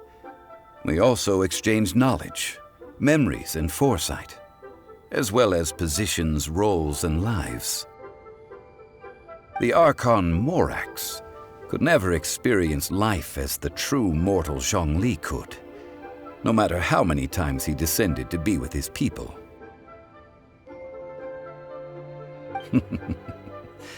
I must thank you for that. I will treasure the memories that I made as Zhongli, traveling the streets of Liyue with you. That is true. But there is no journey that does not end. No meetings without partings. Paimon thinks that we should make a move and continue our search for the Seven. I fear that continuing your journey may be difficult. The nation that neighbors Liyue by sea, Inazuma, is presently closed. Yes, the nation has been closed by order of its deity, the Electro-Archon Ball. And just as the people of Liyue preferred to call me Rex Lapis, she too goes by another name among locals in Inazuma. Paimon thinks we've heard that one before. Raiden? That is the case. And since Raiden is also the shogun of the Inazuma Bakufu, people call her the Raiden Shogun. That said, though people at the wharf were saying that the situation in Inazuma is very tense, Paimon doesn't remember that always being the case. It wasn't that bad last year. Zhongli, since you're Rex Lapis, shouldn't you know something about what's happening there? Just how did Inazuma become a closed nation? It's because of visions. Visions? When faced with circumstances beyond their control, humans often bemoan their lack of power. But if a person shows true strength of will at a desperate and fateful moment in their life, the gods will look upon them with favor. This is what visions are. Magical foci bestowed upon those who have been acknowledged by the gods. Uh-huh. That's how people in Teyvat see it. But starting from last year, the Raiden Shogun began promulgating the Vision Hunt Decree. Vision Hunt Decree? Yes. It was an order to seize all visions within Inazuma's borders, and to inlay them upon the hands of a statue of the 1,000-armed, 100-eyed god. They want to seize visions. But why? Aren't visions blessings from the gods? I should think that in the Raiden Shogun's eyes, it is precisely because they are divine blessings that they should be under the sole dominion of divinity. Whoa, that's harsh. The Animo Archon is the god of freedom, and the Geo Archon is the god of contracts. For her part, the Raiden Shogun is the god of eternity. It seems as though she has finally decided to eliminate any unstable elements that could pose a threat to her eternal realm. The fact that even I, the oldest of the seven, have now passed away, will only strengthen her resolve to pursue eternity. Knowing her, she must have again quoted that adage she is most fond of when proclaiming that decree to her people. 7 ideals for 7 gods. And of these, eternity is nearest unto heaven. All right then. Was there anything else you wished to know? Ah, that was a good one. Failing a divine trial. How they came up with that excuse, I will never know. That said, the reason why the Qixing were so eager to resolve the incident and stop pursuing the culprit was indeed because they received news in secret that Rex Lapis was not dead. I hinted as much to the Adepti as well. How did I accomplish that, you ask? Have you ever heard of this particularly convenient Adepti art known as gifting dreams and visions? All right then. Was there anything else you wished to know? Yeah, about that. Before the Qixing made their announcement, we listened to a lot of people talking on the way. Most of them put the blame for everything on Childe. These are indeed false accusations. But it remains undeniably true that Childe did send people to the Jade Chamber to prevent the Adepti and the Qixing from defeating the ancient god. I've heard that Ningguang is busy milking that for all it's worth on the foreign relations front at the moment, browbeating the envoys of the Fatui. Ha! Those poor Snezhnayan diplomats. If it were not for Childe's exalted position as a harbinger, I'm certain that they would have shifted all the blame to him and called for his dismissal by now. All right then. Was there anything else you wish to know? The time of the Adepti has long passed. If even the Liyue Qixing don't want to face that truth, then what future is there for Liyue? Keqing is absolutely right in saying this. Now, though I did laud Ningguang's desire for power, believing this to be a good thing, and thought as a matter of course that she must have been behind the Qixing's plan to take governing power over Liyue from the hands of the gods and Adepti. Could the original person who brought up the idea of seizing power have been...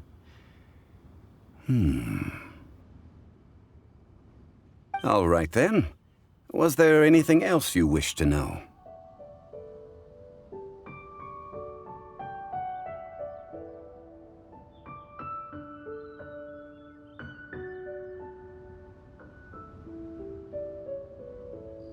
That's right!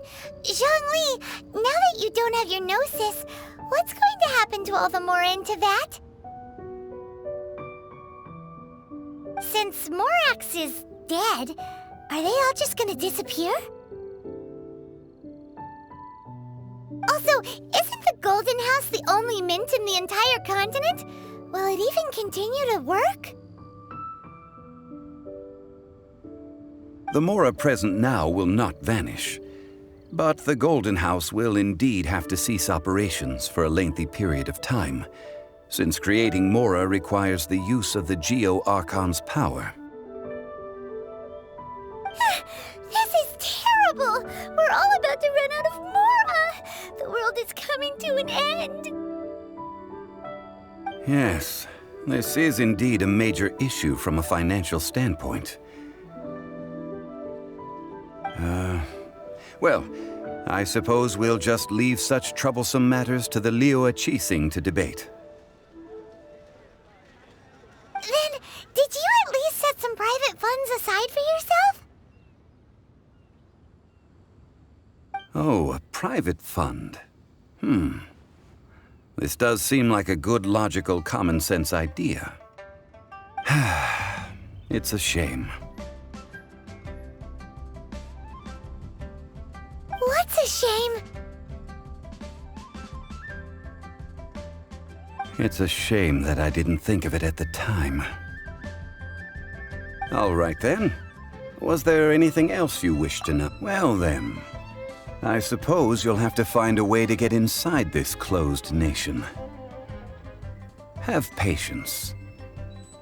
I suspect that some serendipity must first come into play.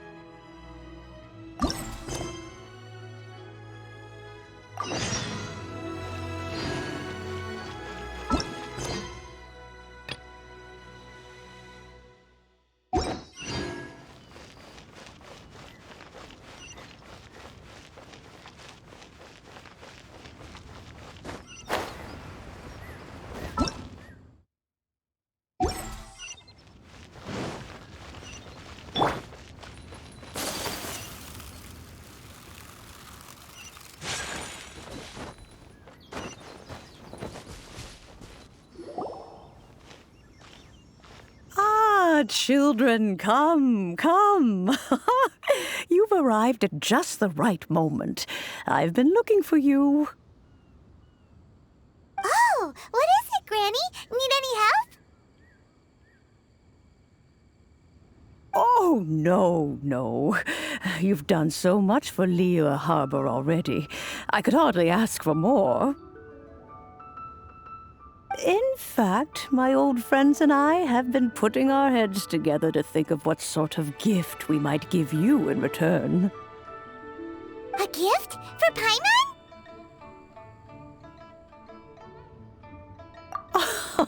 Oh, child, You are so very modest. Uncommonly so, even. But you mustn't decline this gift. I simply won't allow it.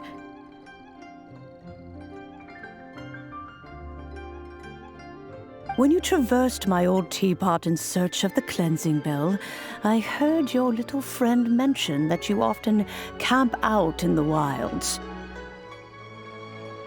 That simply won't do, especially since I imagine you still have a very long journey ahead of you.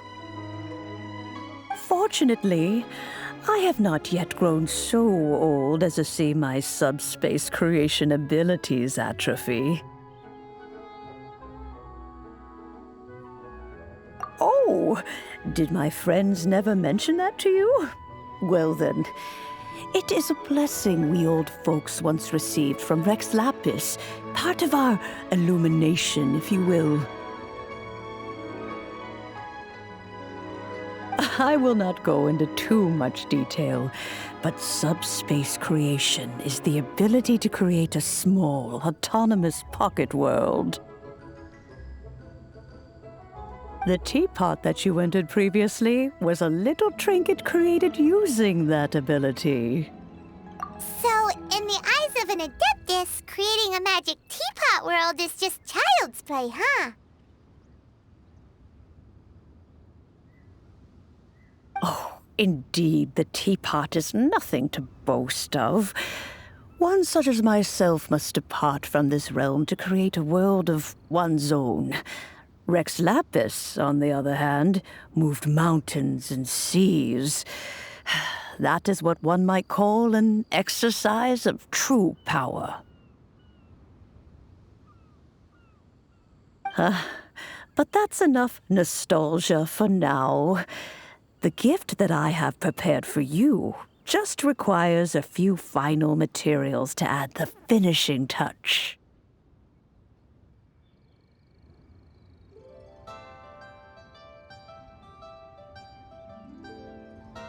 That's right! Finding stuff's what we're good at, after all! Oh, settle down now, children. There's no need for you to go running hither and thither. I have already found a fleet-footed youngster to prepare what I need.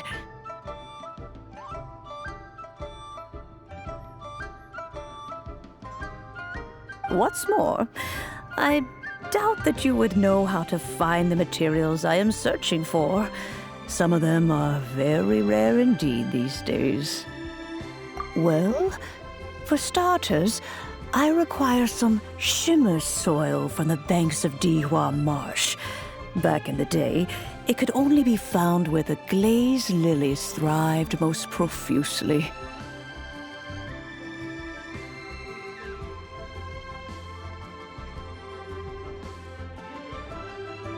You would have to dig downward, following the roots of the glazed lilies, and if you were lucky enough, you just might find a small patch of shimmer soil there.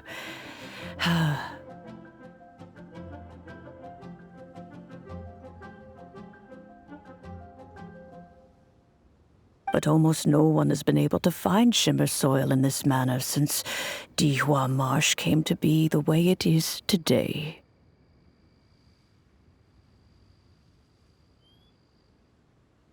Even more difficult to find is smaragdus jadeite, which must be chiseled from the rock of the chasm. Or so it used to be. Ever since the Blackcliff Forge opened for business, they've slowly but surely stripped the mines all but completely bare of it.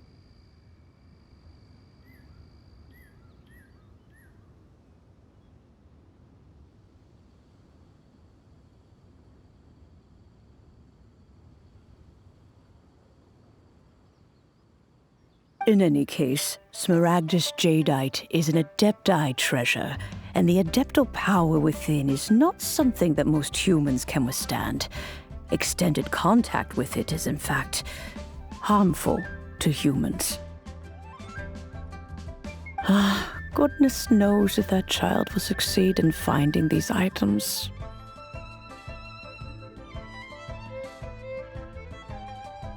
Well, since you're an Adeptus, Granny, the person you asked for help, they must be an Adeptus too, right? Yes. I suppose she does count as an Adeptus. She counts? How come there are so many Adepti in Liyue Harbor? We seem to bump into them all the time.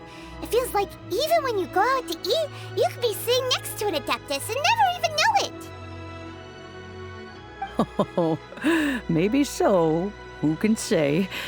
A fair few of my old friends are rather fond of mundane mortal life, after all. I'm back, Granny. Oh, I don't believe we've met. Ah, allow me to do the honors. This child here is Yen Fei. She's the one helping run some errands for me.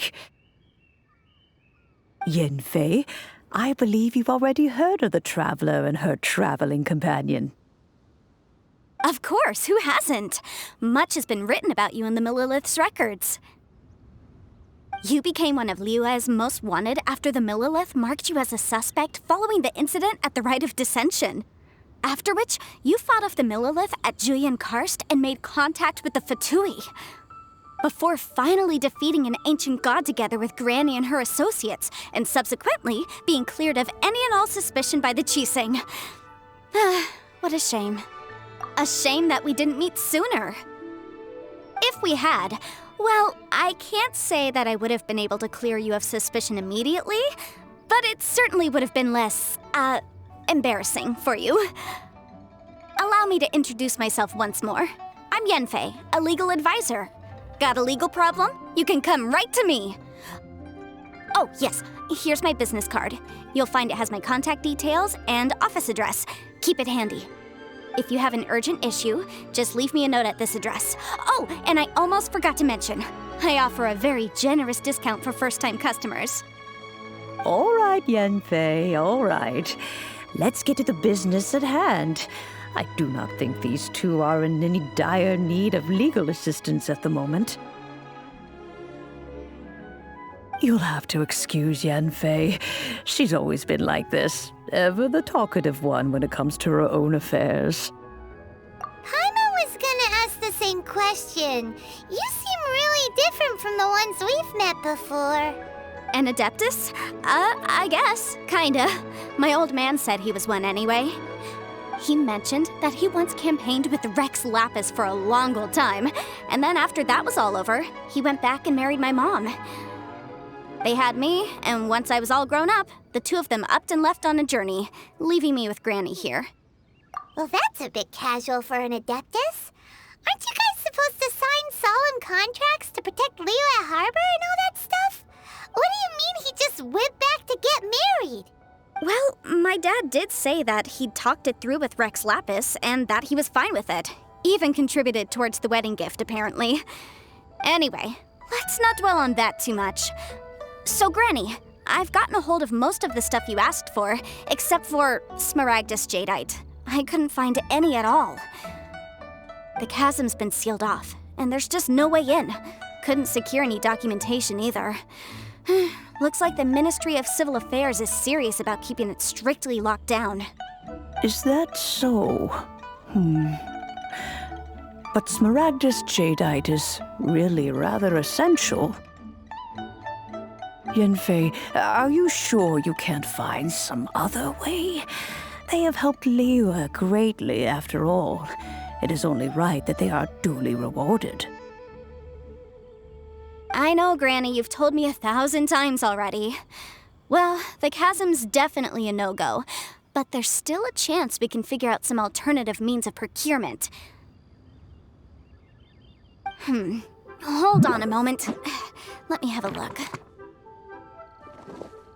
Whoa, that's a really thick book. What kind of things do you write in there? Commercial consultancy. Or Snezhnaya. Ah, found him. Crossel. a Snezhnayan merchant who once came to me with some legal queries on certain articles in the legal codices. If my memory serves, all of them had to do with rare ores. He mentioned that he was considering acquiring some smaragdus jadeite to make hairpins, and wanted to know if there were any legal ramifications that he should be aware of. Said he was planning to sell them in Snezhnaya.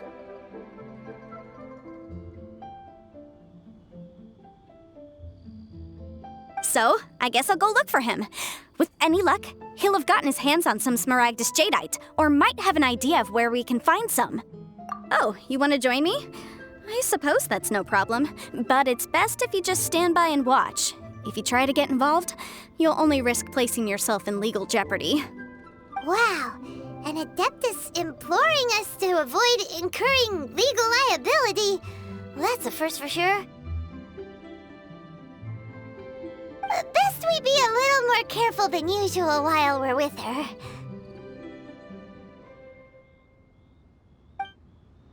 Please be mindful of your personal sacredhood.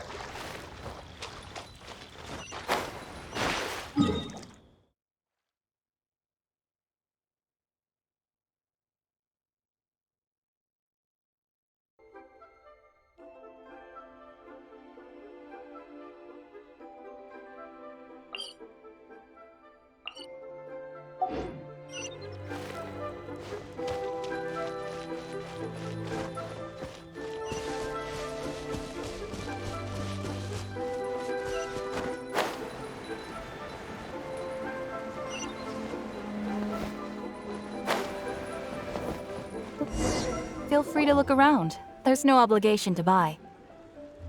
We're looking for the Liyue volume of the Teyvat Travel Guide. Do you have it in stock? Sorry, dear. We stopped stocking that a very long time ago. It just wasn't selling.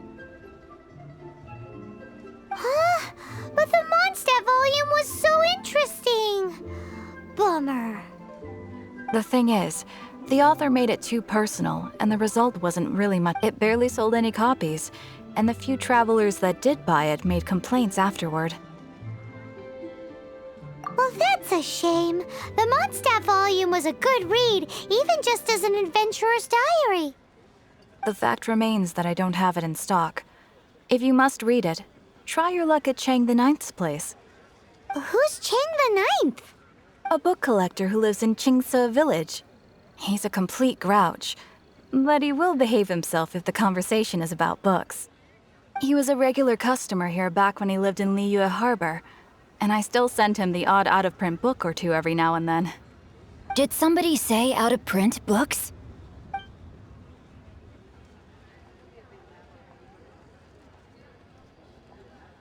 Is there a chance that Volume 6 of Legend of the Shattered Halberd is also in his collection? Apologies, my liege. Where are my manners? My name is Xingqiu, a humble literature enthusiast who happened to be passing by. Since you and I are both in search of lost books, what say we travel together to Mount Qingce and pay a visit to Chang the Ninth? My pleasure, fellow book lover.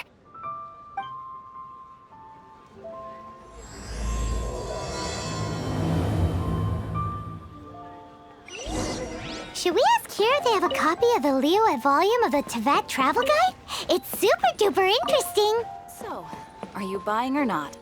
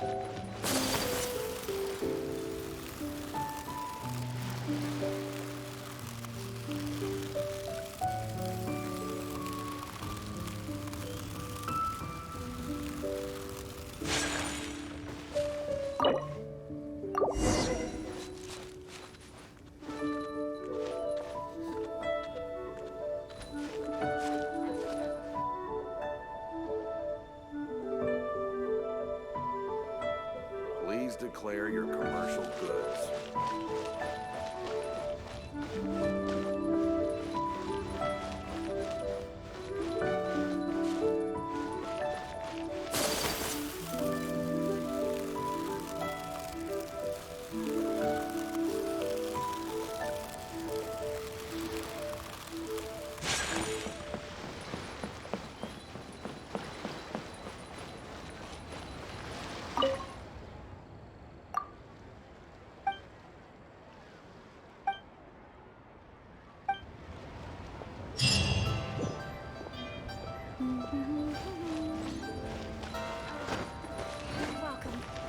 Please take a seat.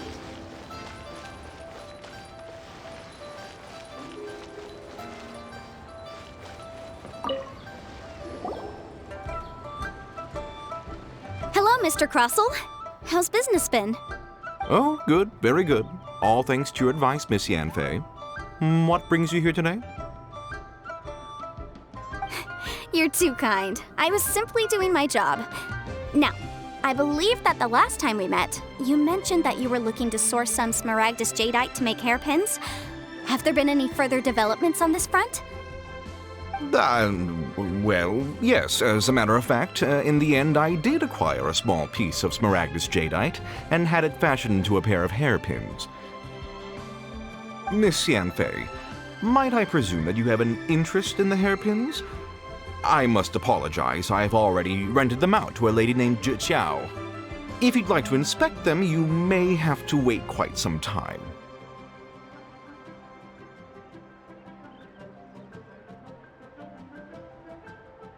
Wait, isn't smaragdus jadeite really rare? Aren't you worried about the hairpins getting damaged or lost while they're being rented out? No, I'm not worried in the slightest, because I signed a contract with Miss Zhiqiao before renting them to her. The contract makes it quite clear that if she loses or damages the item in question, she must compensate me for its full original value. In return, I included a clause that guarantees the smaragdus jadeite is genuine, with a penalty of 10 times the item's value payable by me to Miss Zhiqiao in the event that it is shown to be a fake. Guaranteed genuine, with 10 times the value payable if this claim is shown to be false. Yes, these terms are very clear indeed. Of course. This way, both the client and I have the assurance we need. To ensure fairness, each of us has retained an original copy of the contract. In that case, might you know where Miss Zhiqiao lives? We'd like to pay her a visit and have a look at the hairpins. Oh, of course. She wrote her address down when we signed our contract. Here, I'll mark it on your map for you. Thanks a lot, Mr. Crossell. We'll be off now.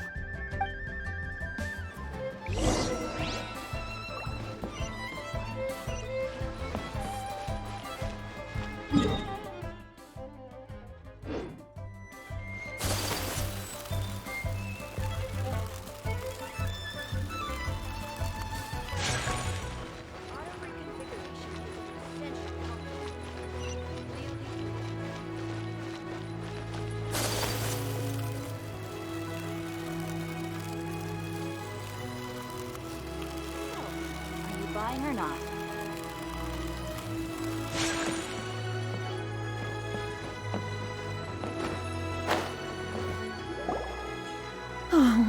Whatever shall I do?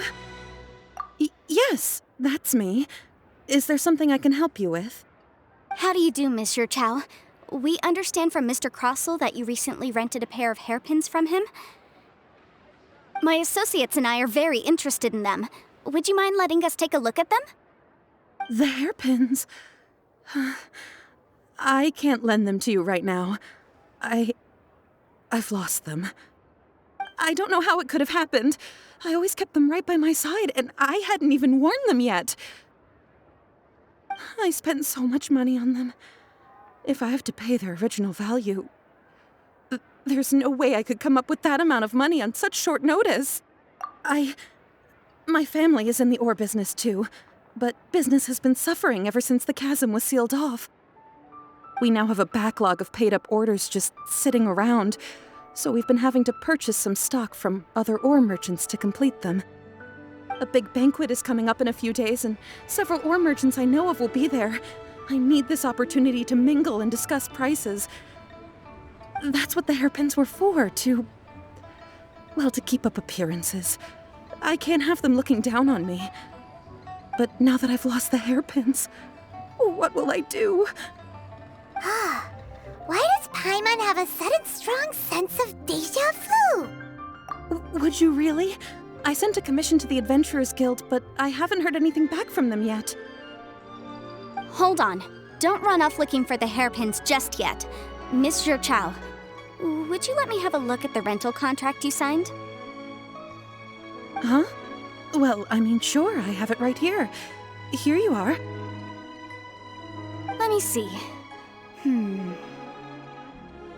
That's right! Yanfei said she's a legal advisor, didn't she? Maybe she can help Juqiao somehow. True. Though surely there must be a win-win solution. Right. I finished reading the contract. The terms are very clear, and they do indeed stipulate that you must pay Mr. Crossell the original value of the hairpins as compensation for the loss. Furthermore, the contract also expressly states that the amount of compensation must take current market prices into account. And given the rarity of Smaragdus jadeite, I fear that the final amount of compensation may end up being significantly higher as a result. Even higher? Oh, no. Uh-oh. Juqiao looks like she's about to faint. However, all of this is assuming that it is indeed genuine Smaragdus jadeite that was inlaid into the hairpins. Did you really have to pause before saying that part? Anyway, the hairpins are lost, so how exactly would we be able to find out if the jadeite is genuine or not? Whichever way you look at it, we've got to start by finding those hairpins. Except that if we found the hairpins, there'd no longer be any need to check whether the jadeite is genuine, would there? Seems right. Please, don't trouble yourselves over this. The fact is, I lost the item and I should pay compensation per the contract. However much it is, I will have to pay it. My family are merchants, after all. It's vital that we keep our word and respect our contracts. Now that it's come to this, I really shouldn't keep Crossell in the dark any longer. I'll go and inform him of the issue and then negotiate the amount of compensation. Yes, legally speaking, it seems this is the most sensible course of action. But before that, I have some questions about the hairpins. So hold on a moment, Monsieur Chow. When you first touched the hairpins, what did you feel? What did I feel? Well, I remember that the gemstones set into the pins were perfectly smooth to the touch, like the finest quality jade. My family has seen much jade pass through its hands in the past, so I am quite certain of my judgment in this matter. Smooth to the touch, finest quality jade. No, it's nothing. I just need to re-examine a few things. Let's head over to Mr. Crossell's.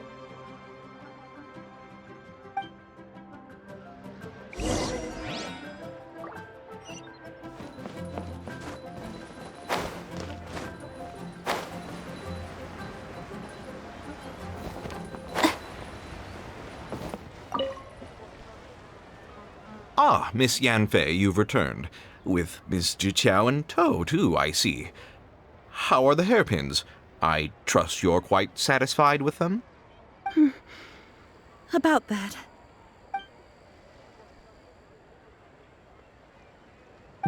You lost them? Are you serious? Do you have any idea how expensive they were? I'm sorry. Truly I am. I'll pay the compensation as per our contract. Every last mora. Mora? Do you have any idea what I had to go through to get my hands on that Smaragdus jadeite? I just don't... Forget it. Talking won't bring them back. Since Miss Yanfei is here, I suppose we can just have her estimate the amount that needs to be paid. No problem. But before I can give an official estimate, I'll need to do a little market research. Ah, yes, and if I may just confirm again, it was in fact genuine Smaragdus jadeite inlaid into the hairpins, correct? Of course! Genuine article guaranteed, or I pay back 10 times the value.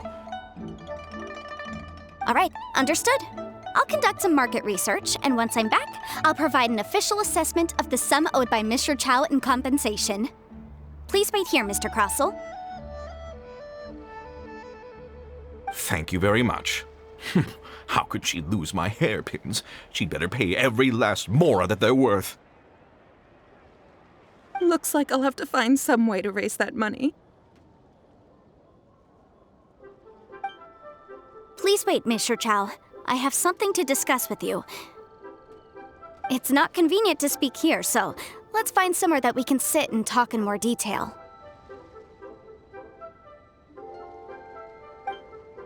My friend, what can I get you?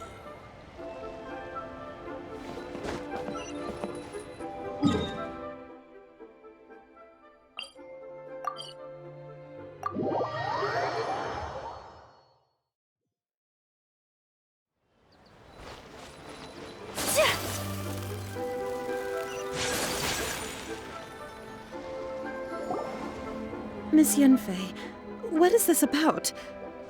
Are you here to tell me how much I owe? No.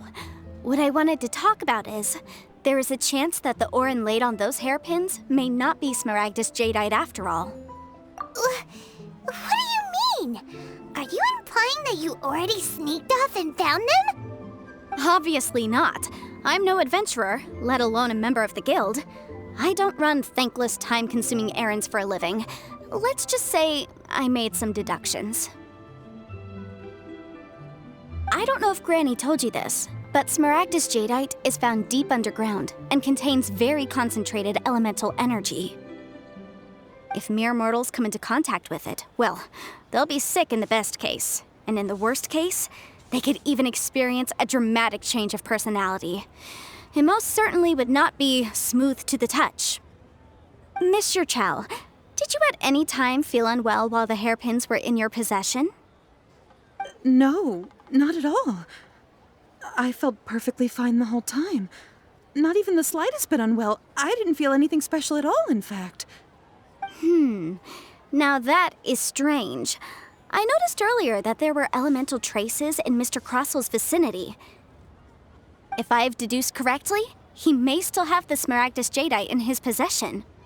If that's the case, we should go confront him right now and expose his dirty scam right to his face! Absolutely not. If we were to confront him now, there's no way he would admit to it.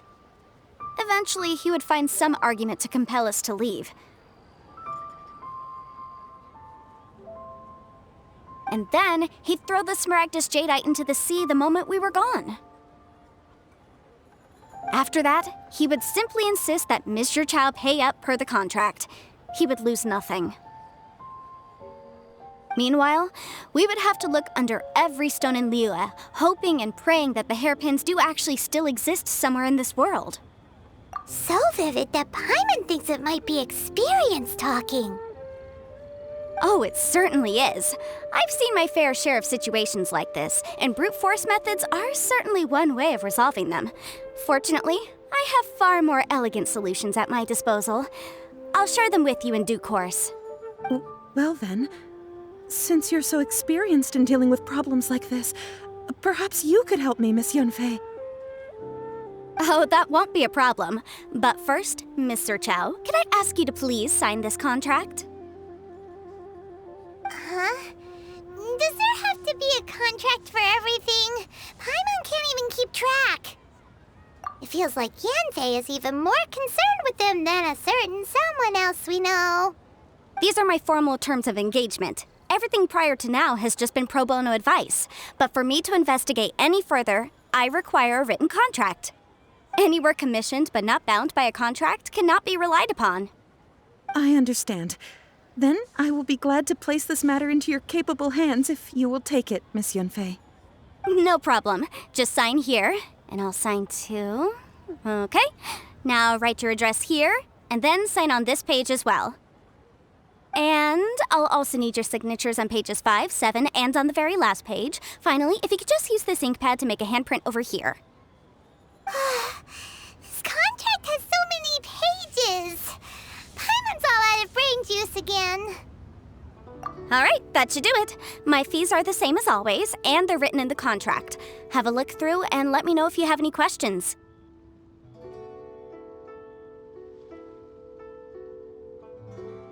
I've had a read through. Everything checks out. Well then, here's your copy of the contract. I will retain the other copy. Not for now, no.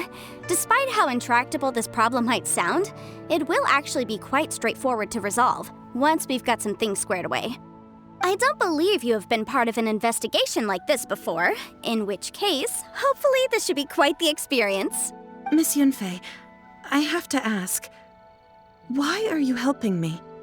Because, as it happens, I'm currently trying to acquire some Smaragdus Jadeite myself. I noticed strong traces of geo-energy around Mr. Crossel, so perhaps he has, in fact, secured some. Whether he actually made it into an item of jewelry or not is a separate matter, but either way, it's a lead. As long as we follow it, who knows? We might just be able to get our hands on some Smaragdus Jadeite. Also, the idea of someone abusing the law to their advantage, I won't stand for it. But again, let's not dwell on this. Let's go to... where can we find someone who processes ore? Ah, I've got it! Let's pay a visit to Chateau, the boss of the Jade Mystery. He's a professional when it comes to working with stone and ore. If Mr. Crossel had his ore worked on at all, Chateau would undoubtedly have been his first choice.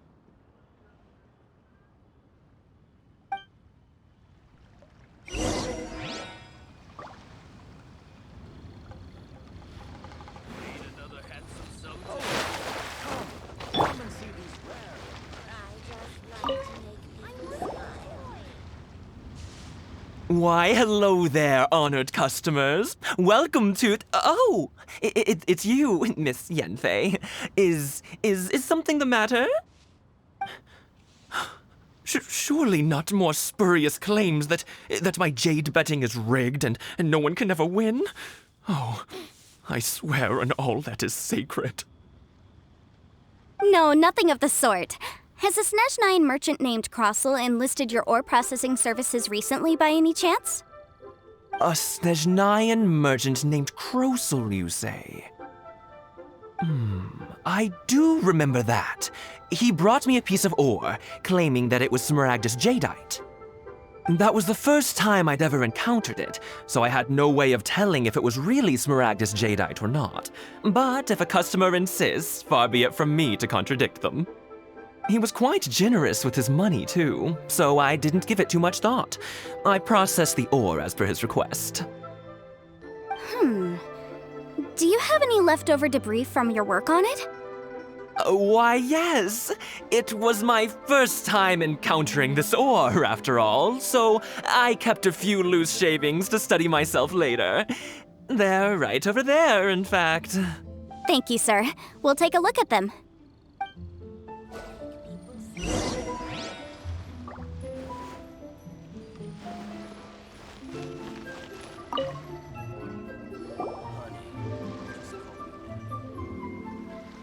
Huh? If my eyes don't deceive me, the cross-sections and patterning suggest that these are Smaragdus nephrite shavings. Yes, it's not particularly rare, nor is it especially valuable. It's used to make jewelry all the time. I've heard it said that Smaragdus nephrite is in fact the outer layer of Smaragdus jadeite, though no one's ever proven it. A thin layer of separation, huh? If you must see for yourself, try examining these shavings for traces of elemental energy. Smaragdus nephrite is an entirely ordinary ore, containing no elemental energy whatsoever. Is that so? Well, we might as well give elemental sight a shot. So, did you find anything?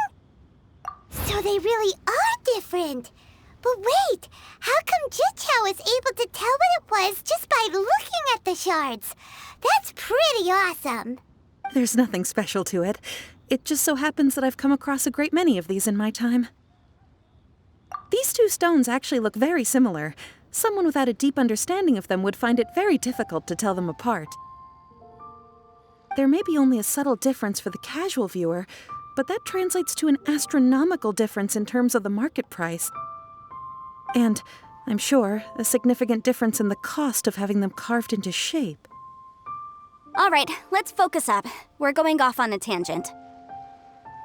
But never mind, Shirto. Why would Mr. Crossell... Unusual actions have unusual reasons behind them. Let's take some of these shavings back to Chateau. Make people smile.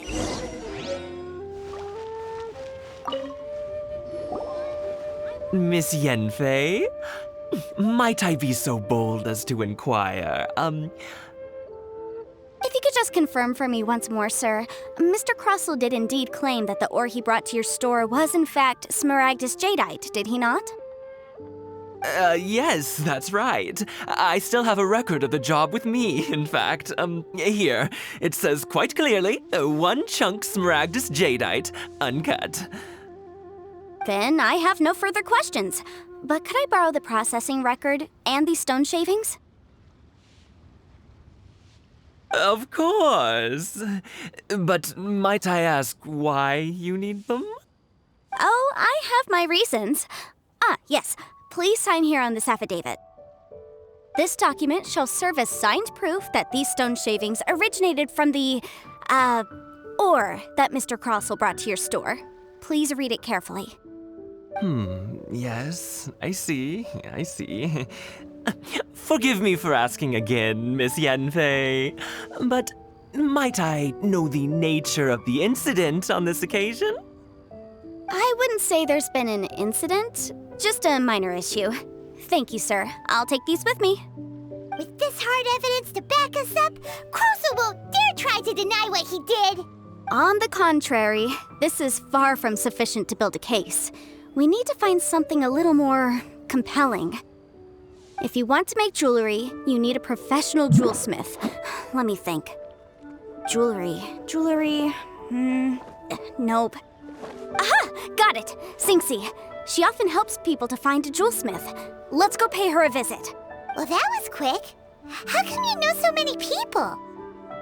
Because lots of people come to me for legal advice every day. As you know, Liyue Harbor is the city of contracts. And contracts, well, I should say laws, are very important to us. But the amendments made by the Tianquan to our laws are unnecessarily complicated. How can I put this? It just seems like they're hard to understand and impossible to finish. As such, legal advisors like myself provide quite the popular service indeed.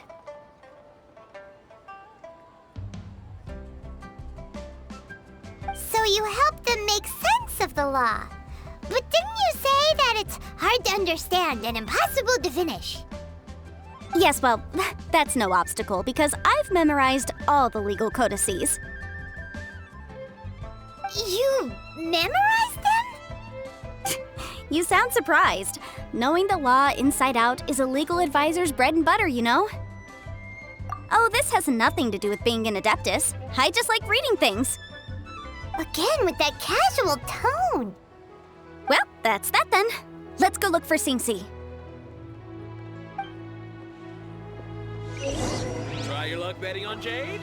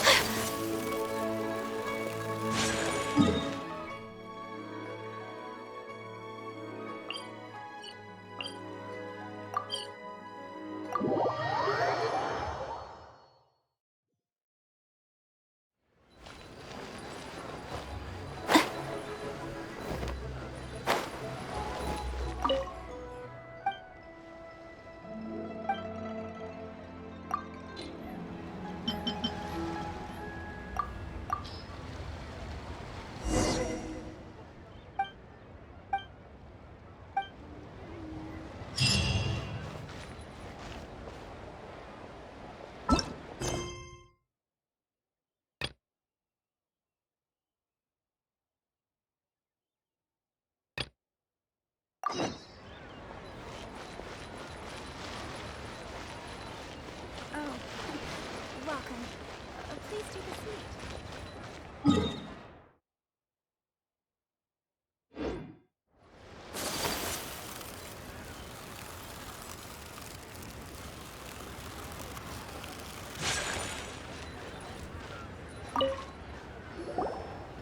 Oh, Miss Yenfei, it's you. Has something happened?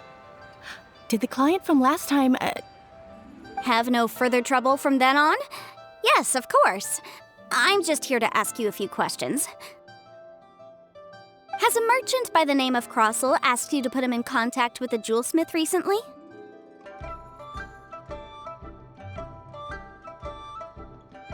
Crossell? Yes, I remember him. He's a merchant from Snezhnaya, no? Yeah, he came to me with a chunk of something he called smaragdus jadeite. The design of the hairpins that he gave me was quite intricate, so it took me some work to find someone who was up to the job. Eventually, I found an older jewelsmith who made them exactly according to his specifications. This order was on hold for a very long time, and only completed quite recently, which is why I remember it so well. Doesn't seem like there's any evidence to be found here. Miss Inksy, I'd like for you to confirm for me once more. When Mr. Crossell commissioned you to find him a jewelsmith, Did he or did he not assert that the material he presented to you that day was called Smaragdus Jadeite? Yes, I'm sure of it. The hairpins were made using many expensive materials, and the asking price was quite high, so we had to put this transaction on record with the Ministry of Civil Affairs. Mr. Krosel wasn't very familiar with the necessary procedures, so I filed it on his behalf. I also kept a copy for my own records. See for yourself, the item is called Smaragdus Jadeite Twin Phoenix Pins. The inlaid gemstone is recorded as Smaragdus Jadeite. The document even has the official seal of the ministry on it. Thank you, Xingxi. Now, could you let me borrow this document? Sure, it isn't serving much purpose here anyway. I take it then that there's been some more trouble? Nothing you need to worry about, just a minor issue. I'll return your document as soon as I'm done with it. Thanks again! Why is everyone's first reaction always to assume someone or something is in trouble? I believe we have almost all the evidence we need. We just need to make one last trip. Let's go to Boo Boo Pharmacy to speak with Dr. Baiju. The weirdo with the snake around his neck? What do you want to speak to him for? Because only he can provide an authoritative statement confirming that Smaragdus Jadeite is harmful to the human body. Once we have this final piece of evidence in our hands, we can wrap this case up.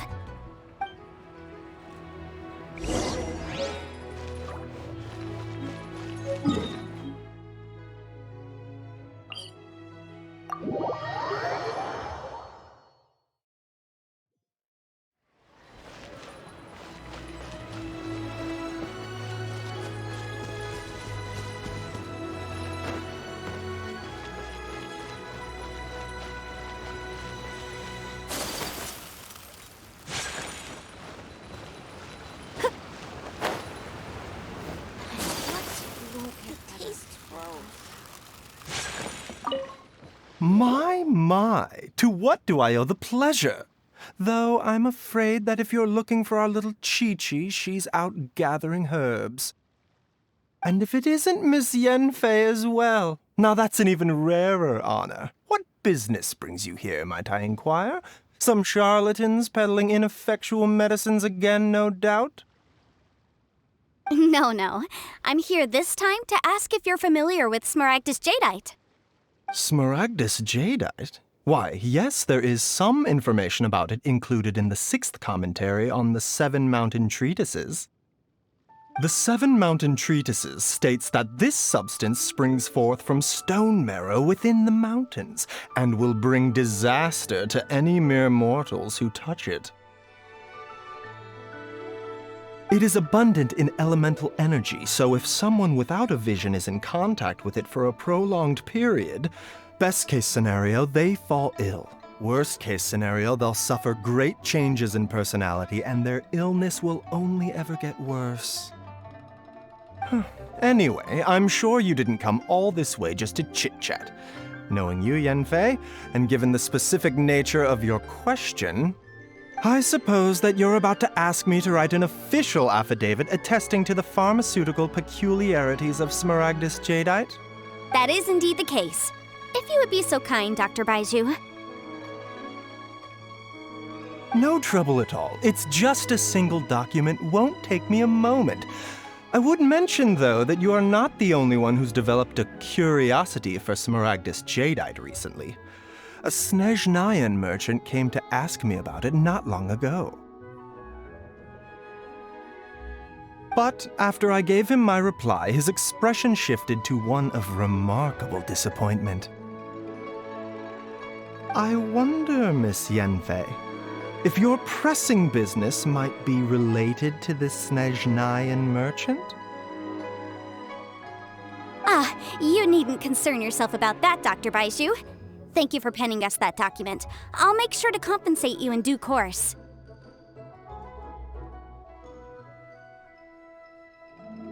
You're too kind. Take care now.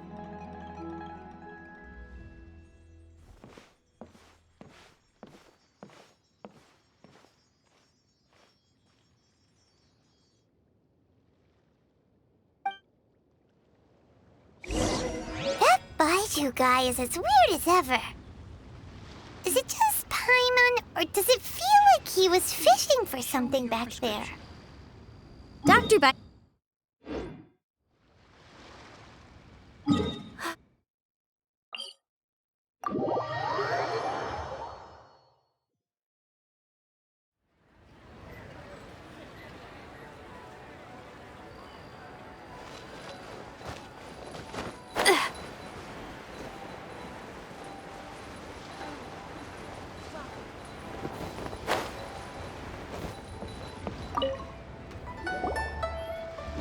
Miss Yanfei, have you finished your investigation? I trust you will now be in a position to assess the compensation due. Yes, my investigation is indeed concluded. I can now provide a final figure for the amount payable. Wonderful. Well then, please, could you do the honors, Miss Yanfei? Of course. According to the stipulations of the contract, Mr. Crossell, you must pay Mr. Chow 10 times the original transaction price in Mora. Sure. Wait, what? Me pay her? Surely there's been some kind of mistake, Miss Yanfei. Not at all. According to my investigations and the material evidence that we've gathered, the substance claimed to be Smaragdus Jadeite that was inlaid within the Smaragdus Jadeite twin phoenix pins that you rented out to Mr. Chow was, in fact, Smaragdus Nephrite. Now, the contract states very clearly that 10 times the price shall be paid should the article not be genuine. Accordingly, you are liable for this sum, which is payable to Mr. Chow in Mora. Material evidence? What material evidence? Why, Miss Yanfei, you cannot frame me like this. I spent a huge sum to obtain that Smaragdus Jadeite, and yet you claim that the ore inlaid on the hairpins is somehow fake? I demand to see your evidence. Indeed. Only a testimony from an expert witness involved in the processing of the ore can serve as an authoritative assessment of whether it is genuine. Traveler, please produce the evidence in question. If we want to determine whether the ore is genuine, this is a processing record from the Jade Mystery, along with stone samples and an affidavit signed by the business owner, Chateau. Seriously? Even the boss there couldn't differentiate between Smaragdus Jadeite and Smaragdus Nephrite. How does this prove anything?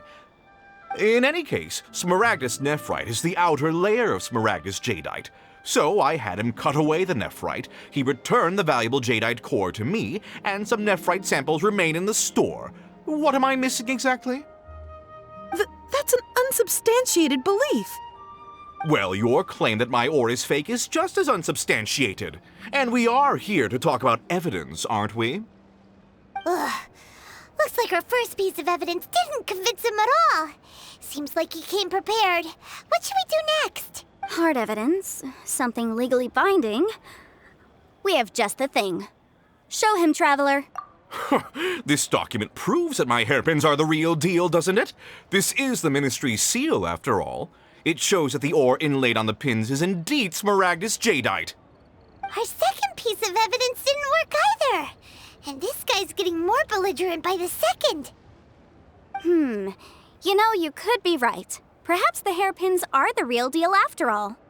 Of course I'm right. All the evidence shown supports my story. Well, hang on a moment now, because I do recall one final piece of evidence that we haven't revealed yet.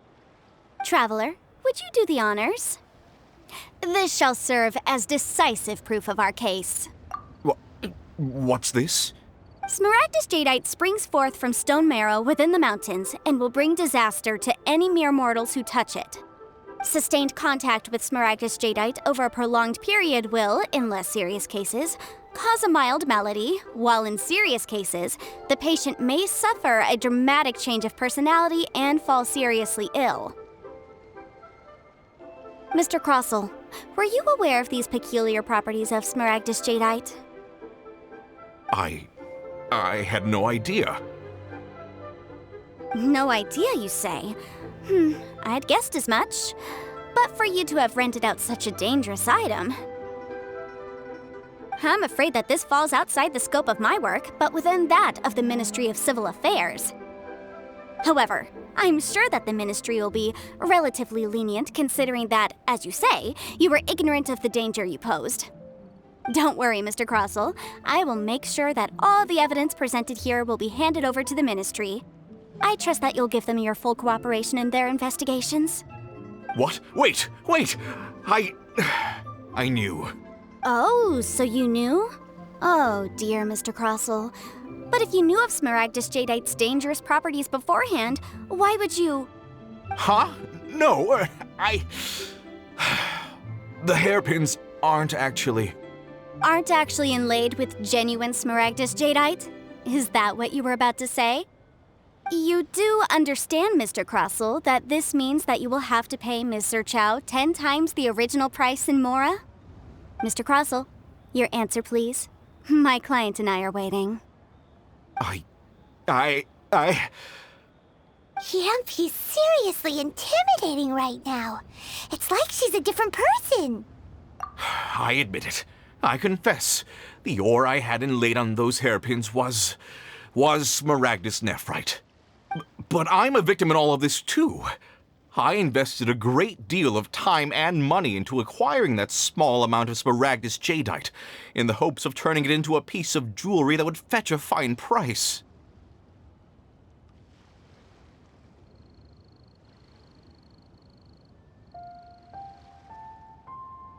But after receiving it and carrying it around for a few days, I started to feel extreme discomfort. I couldn't sleep a wink or eat a single bite. I was in a constant state of agitation, too. I went to Boo Boo Pharmacy to get myself checked out, only to discover that this sort of stone cannot be worn as jewelry. But how could I let all that money go to waste? That's why I had another pair of hairpins made from Smaragdus nephrite, which is almost indistinguishable from Smaragdus Jadeite. I kept the real Smaragdus Jadeite in a specially made box. I daren't touch it again. I was worried that someone would see through it, which is why I only dared to rent them out, not sell them. And then to top it all off, Zhiqiao lost the hairpins after I rented them out to her. Exactly! If they weren't the real deal, why'd you make her pay so much? I didn't want to either, but when I purchased that Smaragdus Jadeite, some of my business partners found out. I knew they'd be watching closely to see how much I could make off it. If word got out that I sold a pair of fake hairpins, then my days in this line of business would be over. All right, let's cut the appeals phase right there. I failed to see what bearing any of this has on your transaction with my client. According to the contract, you must pay Ms. Zerchow 10 times the original price in Mora, and that is final. 10 times? Crossell looks like he could faint any second. As for me, according to my contract with Ms. Zerchow, 20% of that sum will go to me. 20%? That's as much as I spent on that Smaragdus Jadeite! There's no need. It's fine. You don't have to pay me that much, Mora. Even if the Smaragdus Jadeite on those hairpins was fake, I still bear responsibility for losing them. Legally or not, I think I owe some compensation for that. Ms. Zhiqiao, you... However, Mr. Crossell, since you have no use for that chunk of Smaragdus Jadeite, why don't you give it to me instead? I'll consider us even. What? But all right, then. This cursed rock's brought me enough grief as it is. Miss Yunfei, I'll turn the Smaragdus Jadeite over to you. I trust that it will suffice as remuneration? Well, that's not quite how the rules say this should go. But whatever, it'll do. Thanks so much for your help this time, Miss Yunfei. When you have the time, I'll be sure to visit and express my thanks more appropriately. Oh, come on. No need to stand on ceremony.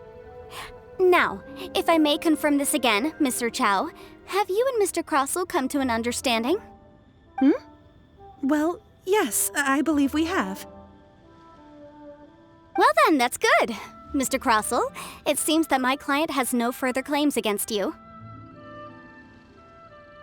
Is that so? That's good. That's good.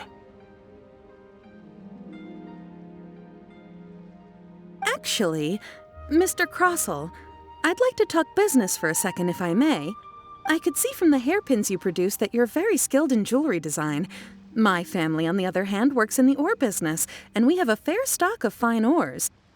If we could join forces, your jewelry designs and our choice ores, I think we could do some fine business between us. Let me think for a moment.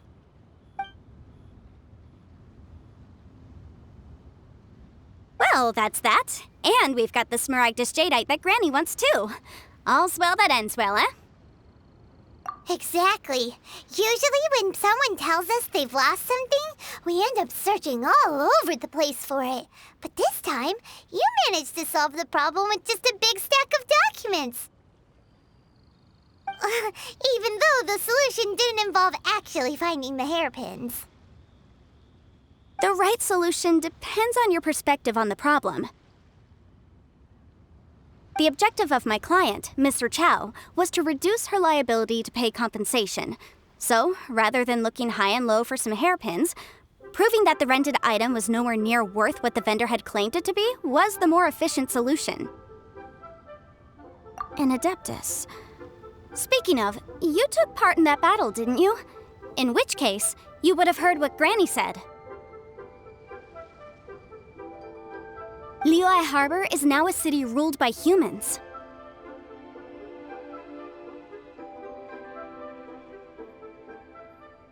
The title of Adeptus means precious little to me compared to my job as a legal advisor. In any case, don't you think that the Liyue Harbor of today needs legal consultancy far more than it needs adeptal powers?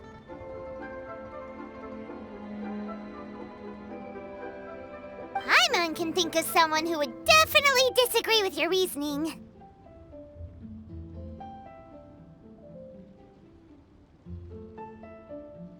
Well, since we got what we came for, it's time to pay Granny a visit.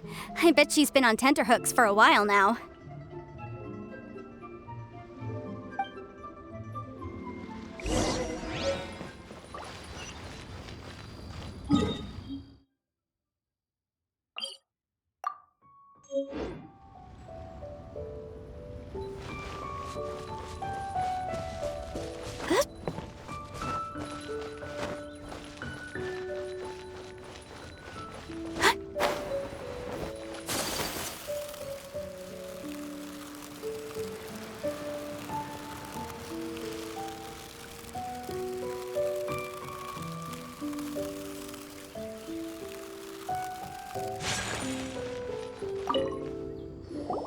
Ah, you've returned. How did it go? Were you able to find the smaragdus jadeite? Good, good. Then we have all the materials we need. Well, if we're all set, Granny, I'll get going now. Got a ton of clients waiting for me back at the office. Oh, you. All right then. Go see to your business. Granny should be able to handle the rest. I'm off then. Bye! Oh yes, Traveler. Make sure you don't lose the business card I gave you. I've been looking into the laws of other nations as well. If you should ever bump into any trouble with the law, come find me directly. Regulars get discounts too. Come now, child. Are you leaving or are you not? If you have no wish to leave, perhaps you'd like to help me clean my teapot, hmm? I'm leaving! I'm leaving! That child. Goodness knows where she learned to be so rambunctious. Her father was hardly so riotous or fond of talking nonsense back in the day when he stood beside Rex Lapis. Ah, indeed she is. Liyue has changed, and the Adepti must also learn to change. Yanfei might be overly garrulous, but she is also the most intimately acquainted with the city among us all. Ah, Liyue is not the same place I once knew. All right then, let us speak of this no more. back on topic. I believe that I still owe you a little gift. Oh, Paimon's so excited! How is it made?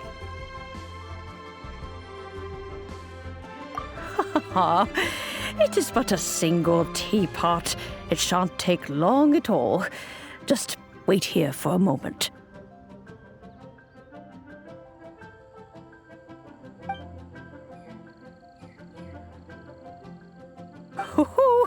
There we go. This Serenity pot is all yours now. Hold it firmly. If you were to drop it, oh goodness, who knows what might happen. Take these blueprints with you as well. You'll need them if you wish to make your teapot a little more lively inside. Wait a minute, Granny! How exactly are we supposed to use this teapot? Oh, you needn't worry about that. I've already arranged for a certain little helper to await you within this teapot. She will explain everything you need to know about it.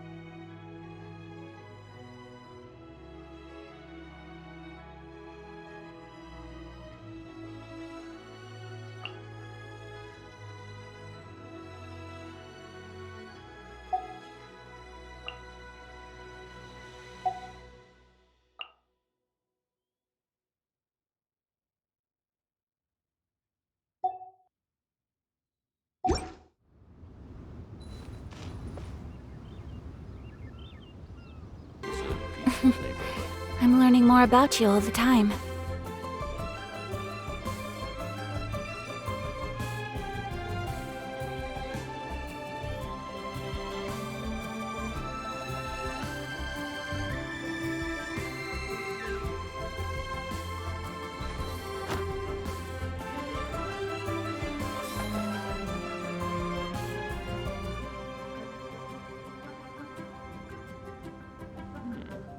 This is a peaceful neighborhood.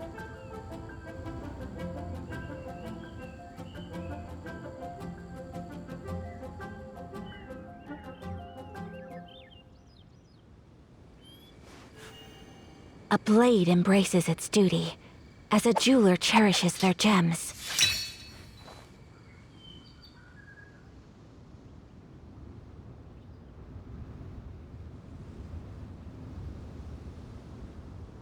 Please be mindful. This is a peaceful neighborhood. I only wish life could be as leisurely as this a little more often. How greedy of me.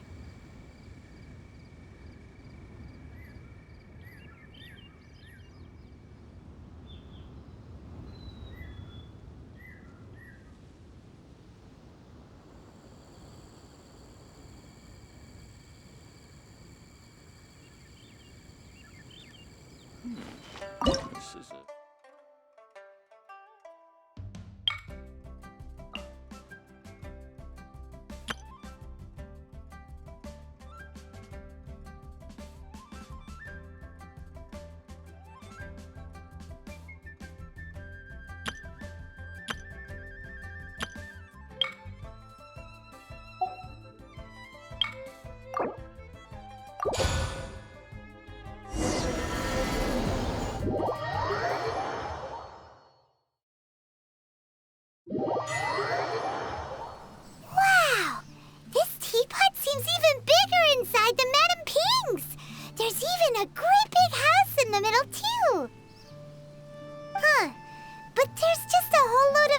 feeling around it.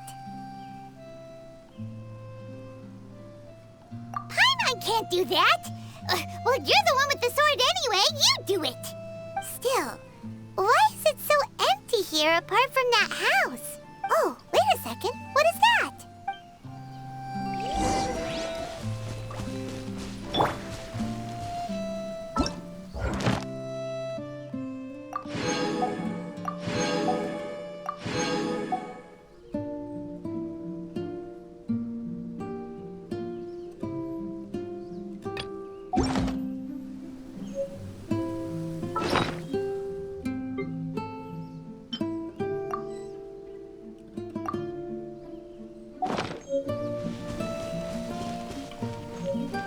Well, it seems that we have a visitor. It's a huge finch! Excuse me, I am not a finch. I am a teapot spirit, and you may call me... hang on a moment. What am I supposed to be called again? Oh, call me. I suppose you may call me Tubby. So you're the little helper Madam Ping mentioned? Madam Ping? Oh, you must mean Ping. Yes, she did summon me here. She told me much about you. You may leave all matters regarding the upkeep of this realm to me. Your journey may be far from over, but at least this way you will not want for a comfortable place to sleep each night.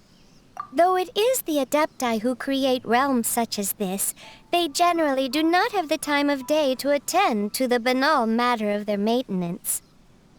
Thus, we teapot spirits were created to help guard their realms and manage their affairs. You may consider me a butler, if you will. Now, allow me to explain this realm to you. Have you any blueprints on you? Specifically, blueprints with beautiful rooms, chairs, and the like. As long as you have a blueprint, you can refashion this realm however you please. Blueprints? Oh, that's right! Granny handed us some when she gave us the teapot, didn't she? Let's take them out and have a look.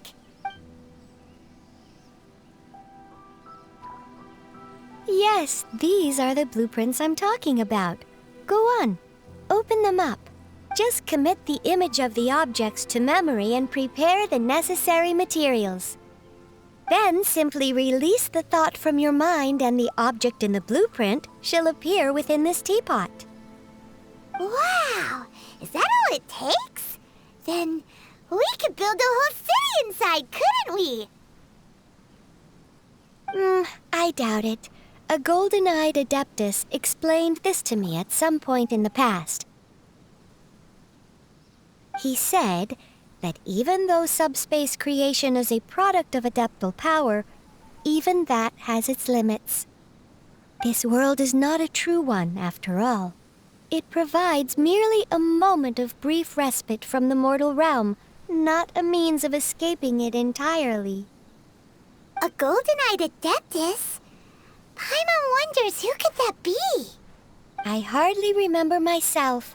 What's more, I have never seen that adeptus again since. Well, let's not dwell on that. Have a look around. Best you get accustomed to this realm.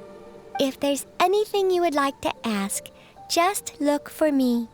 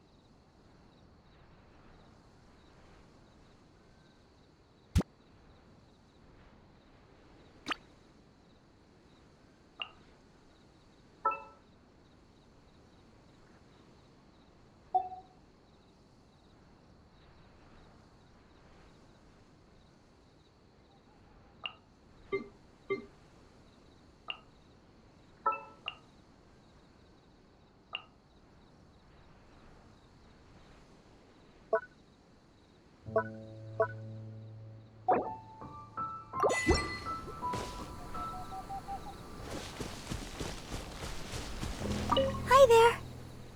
Oh, seeing you so full of life puts my mind at rest. Oh, I love it here. The scenery here is so different from Mondstadt's. I find it really refreshing. And here I can sing at the top of my voice without having to worry if I'm disturbing anyone. It's the best way to practice. Yeah, I'm just so happy that you invited me to come here. I think I'd like to stay here a little longer.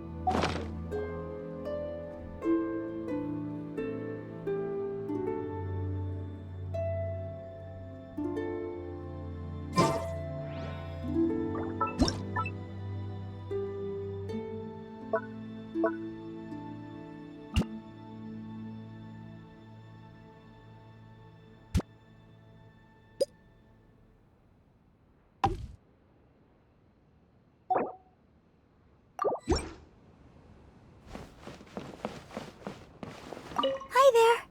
Oh, seeing you so... Good night. Sweet dreams.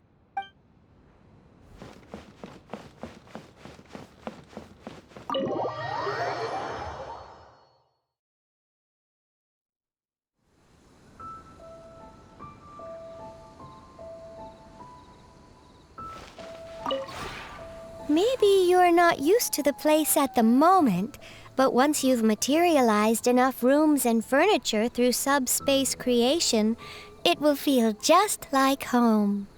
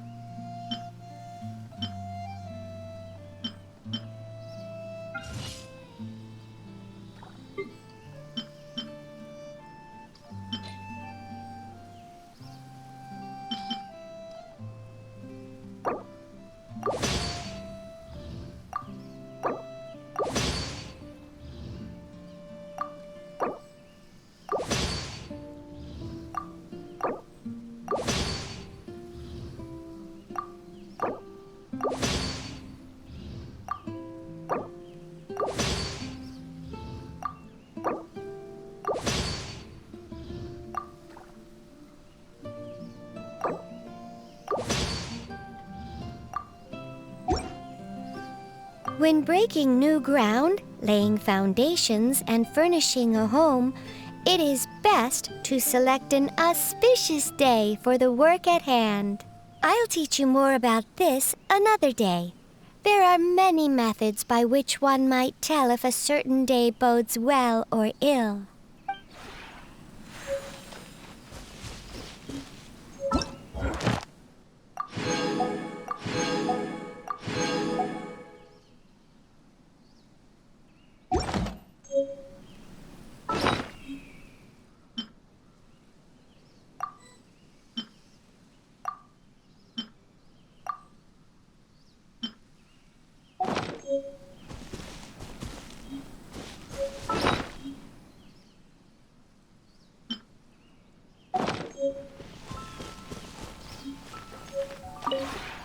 Maybe you're...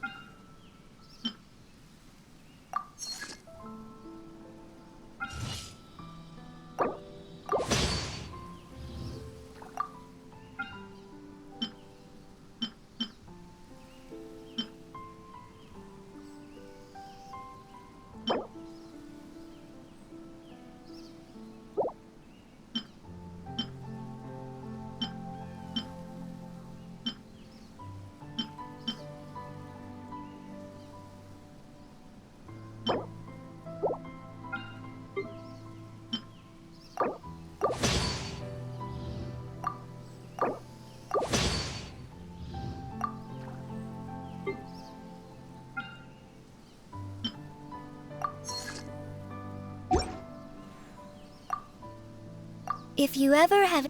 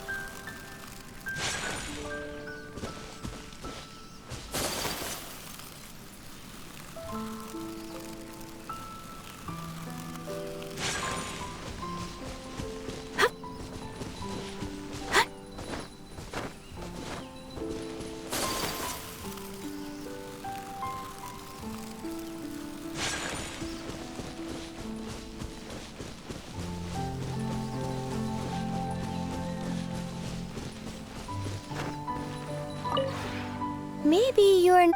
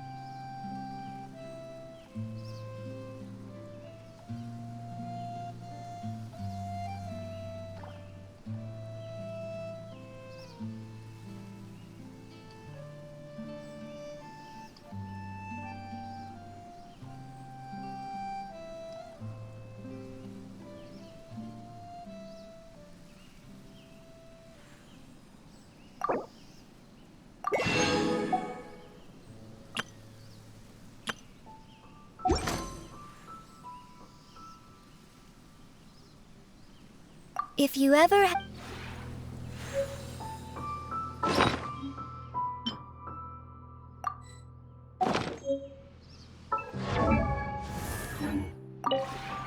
Maybe you...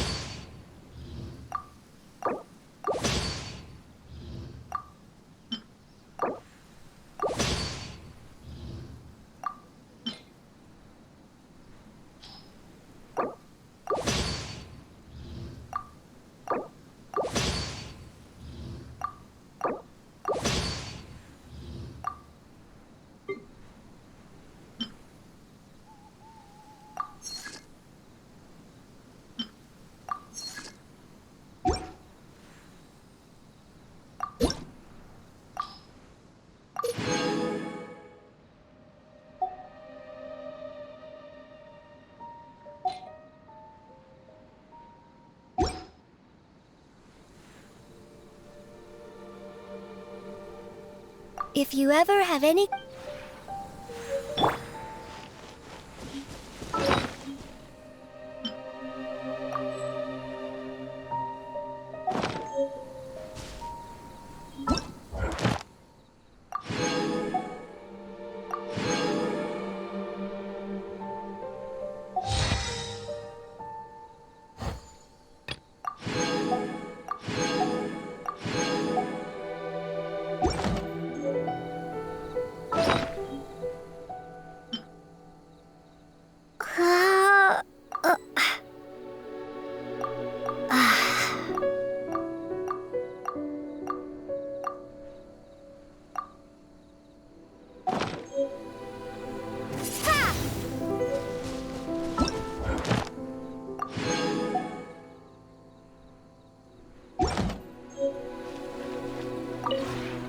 Maybe you...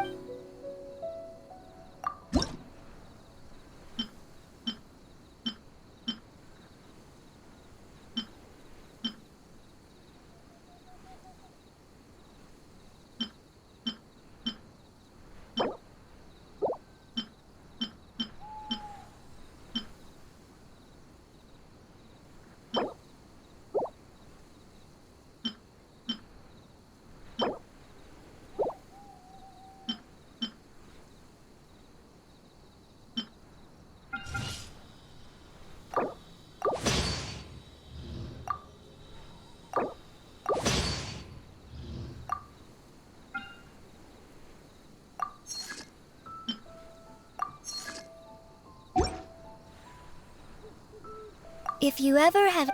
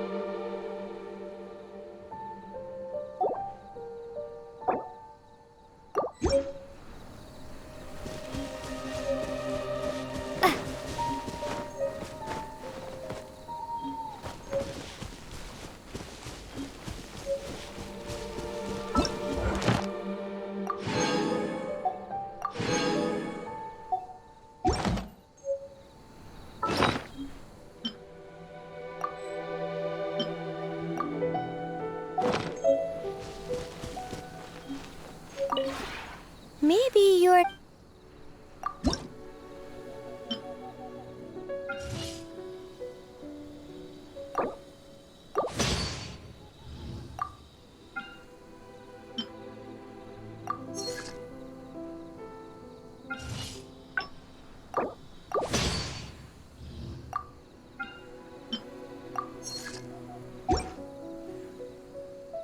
If you ever have...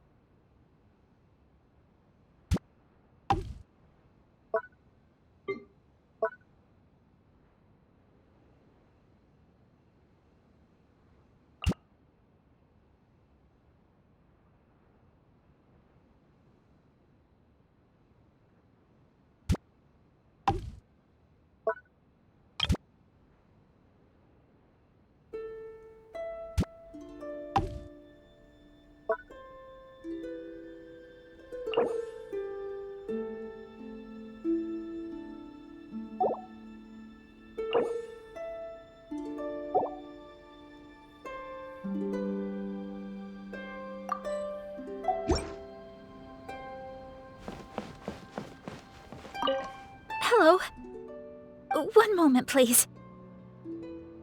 If I had known you'd pay me a visit, I would have spent more time getting ready. You've no need to worry. The sights here are nothing like what I've seen at home. There are new wonders to be found with each step. But there's also an added layer of significance to it, because this place belongs to you. I appreciate your kindness. I wouldn't dare let go and relax. However, I am more than grateful for being able to rest here for a while. That's very considerate of you. However, you don't have to go above and beyond for me. Please let me know if you ever need my assistance. I hope I can be of some help to you, too.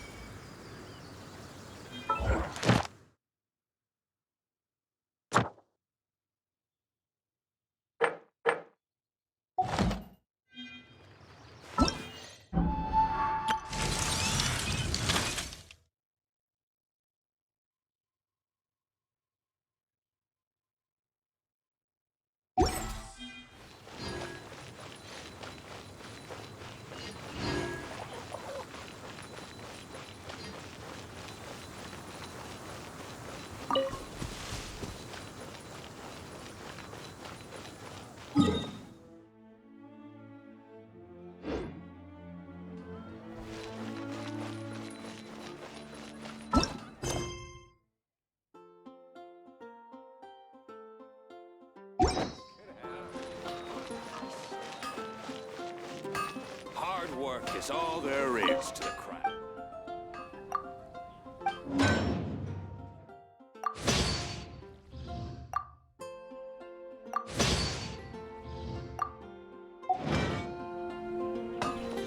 No wonder you're a master. Everyone can hear your voice.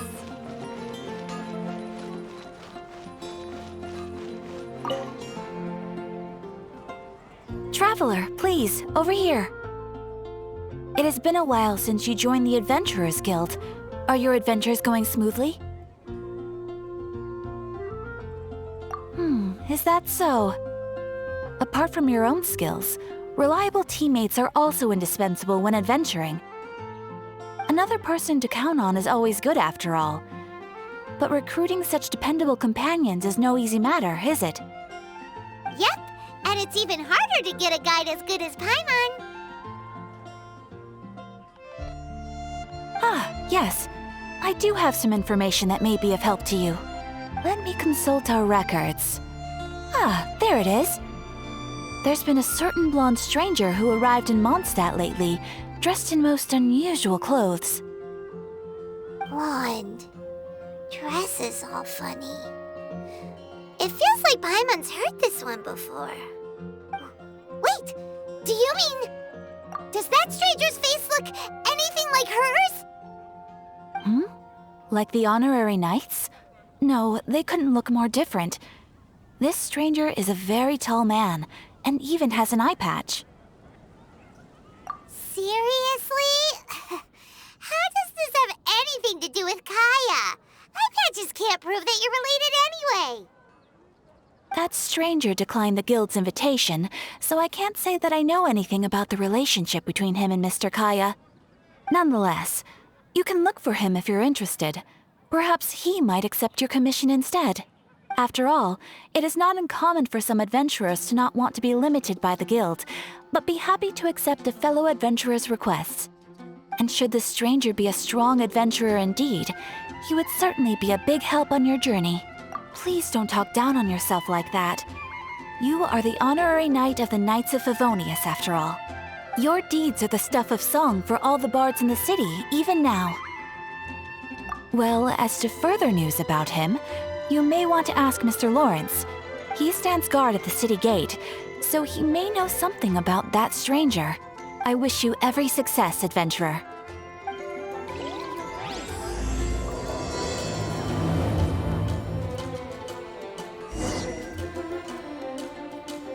Ad Astra Abyssal.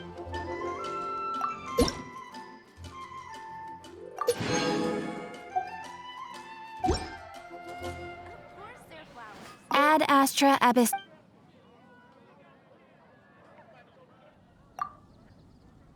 When you're high up, everyone can hear your voice.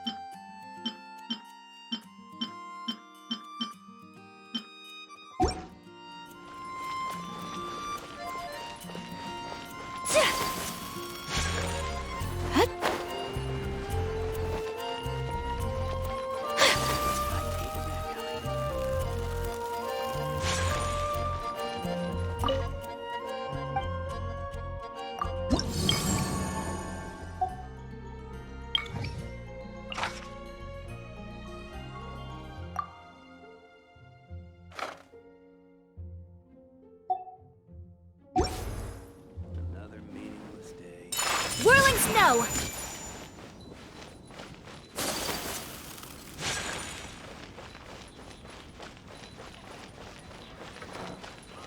You've got to try Dawn Winery's Dandelion Wine.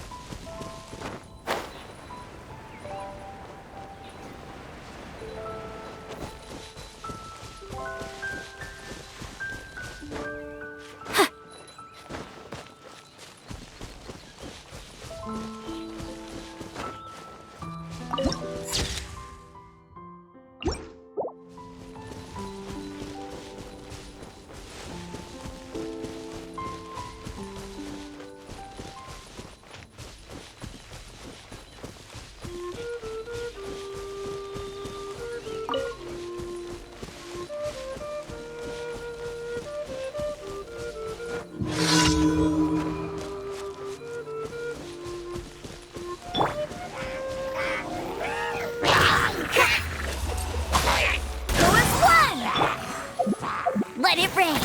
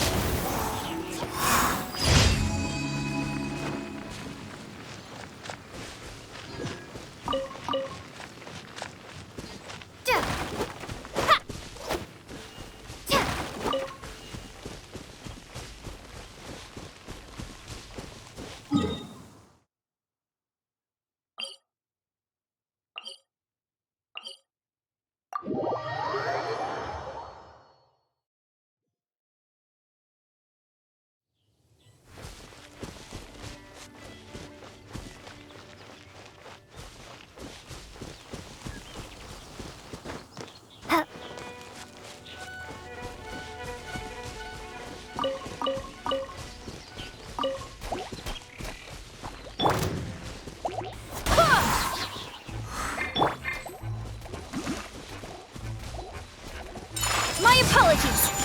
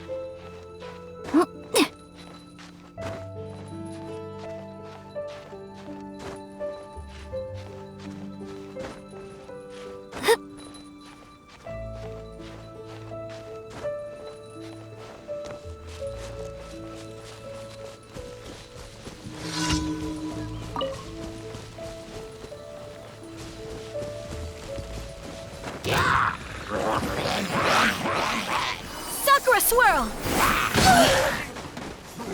Yeah! Yeah!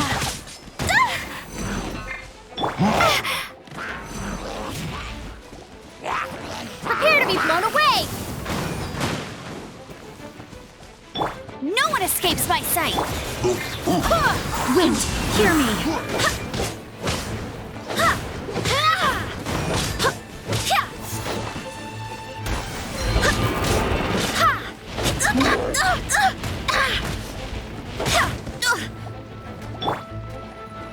Take flight!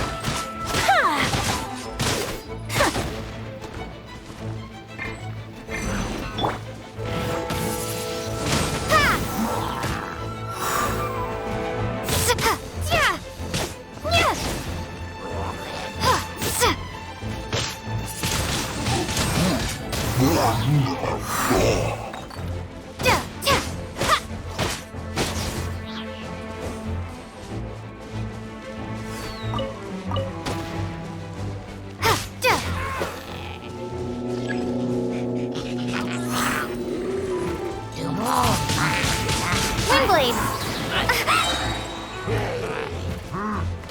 Yeah!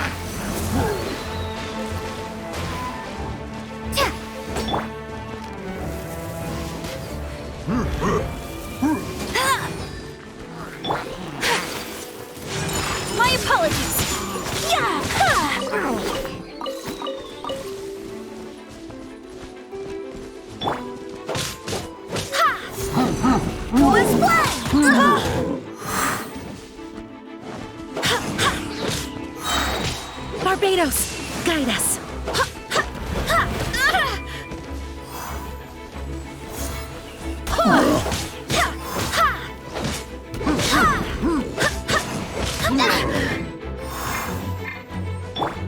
No escape!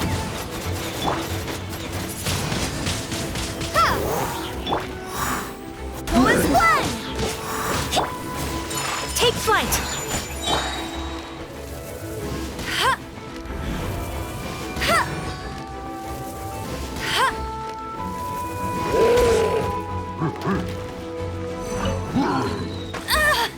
Hey! My apologies. Yeah! Yeah! Embrace the ice! Yeah!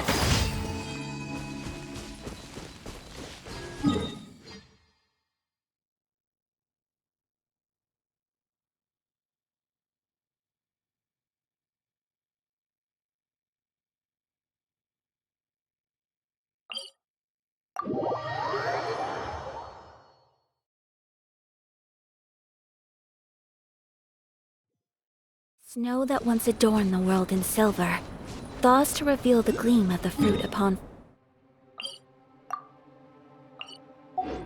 frost-laden branches.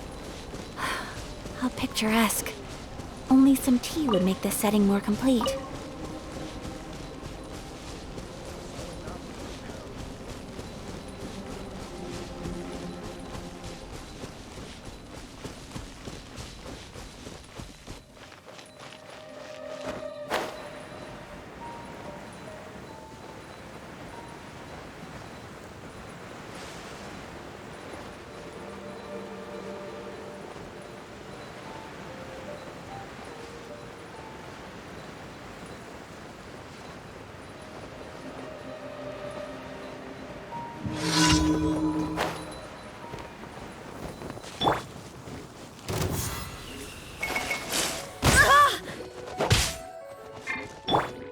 Whirling snow!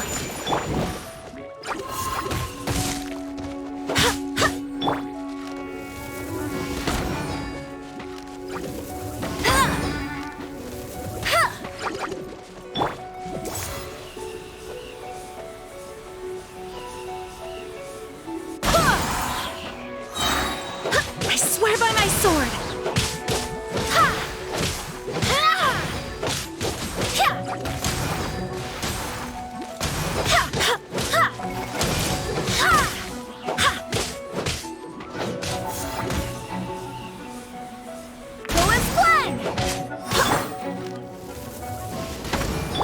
Prepare to be blown away!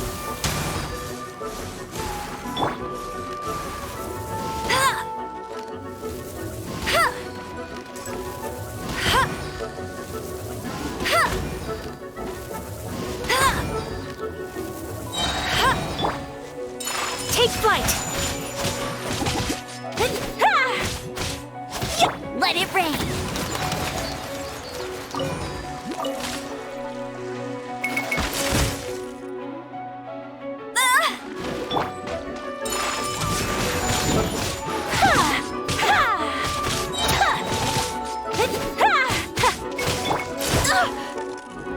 Barely a scratch.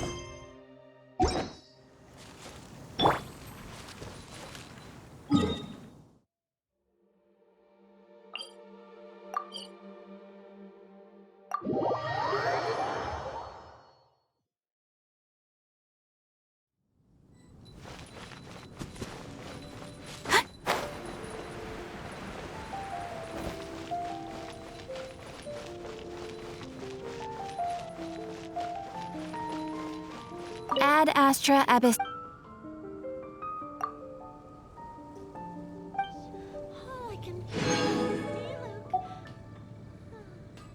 Haven't you heard? There's a strange wanderer in Wolfendom.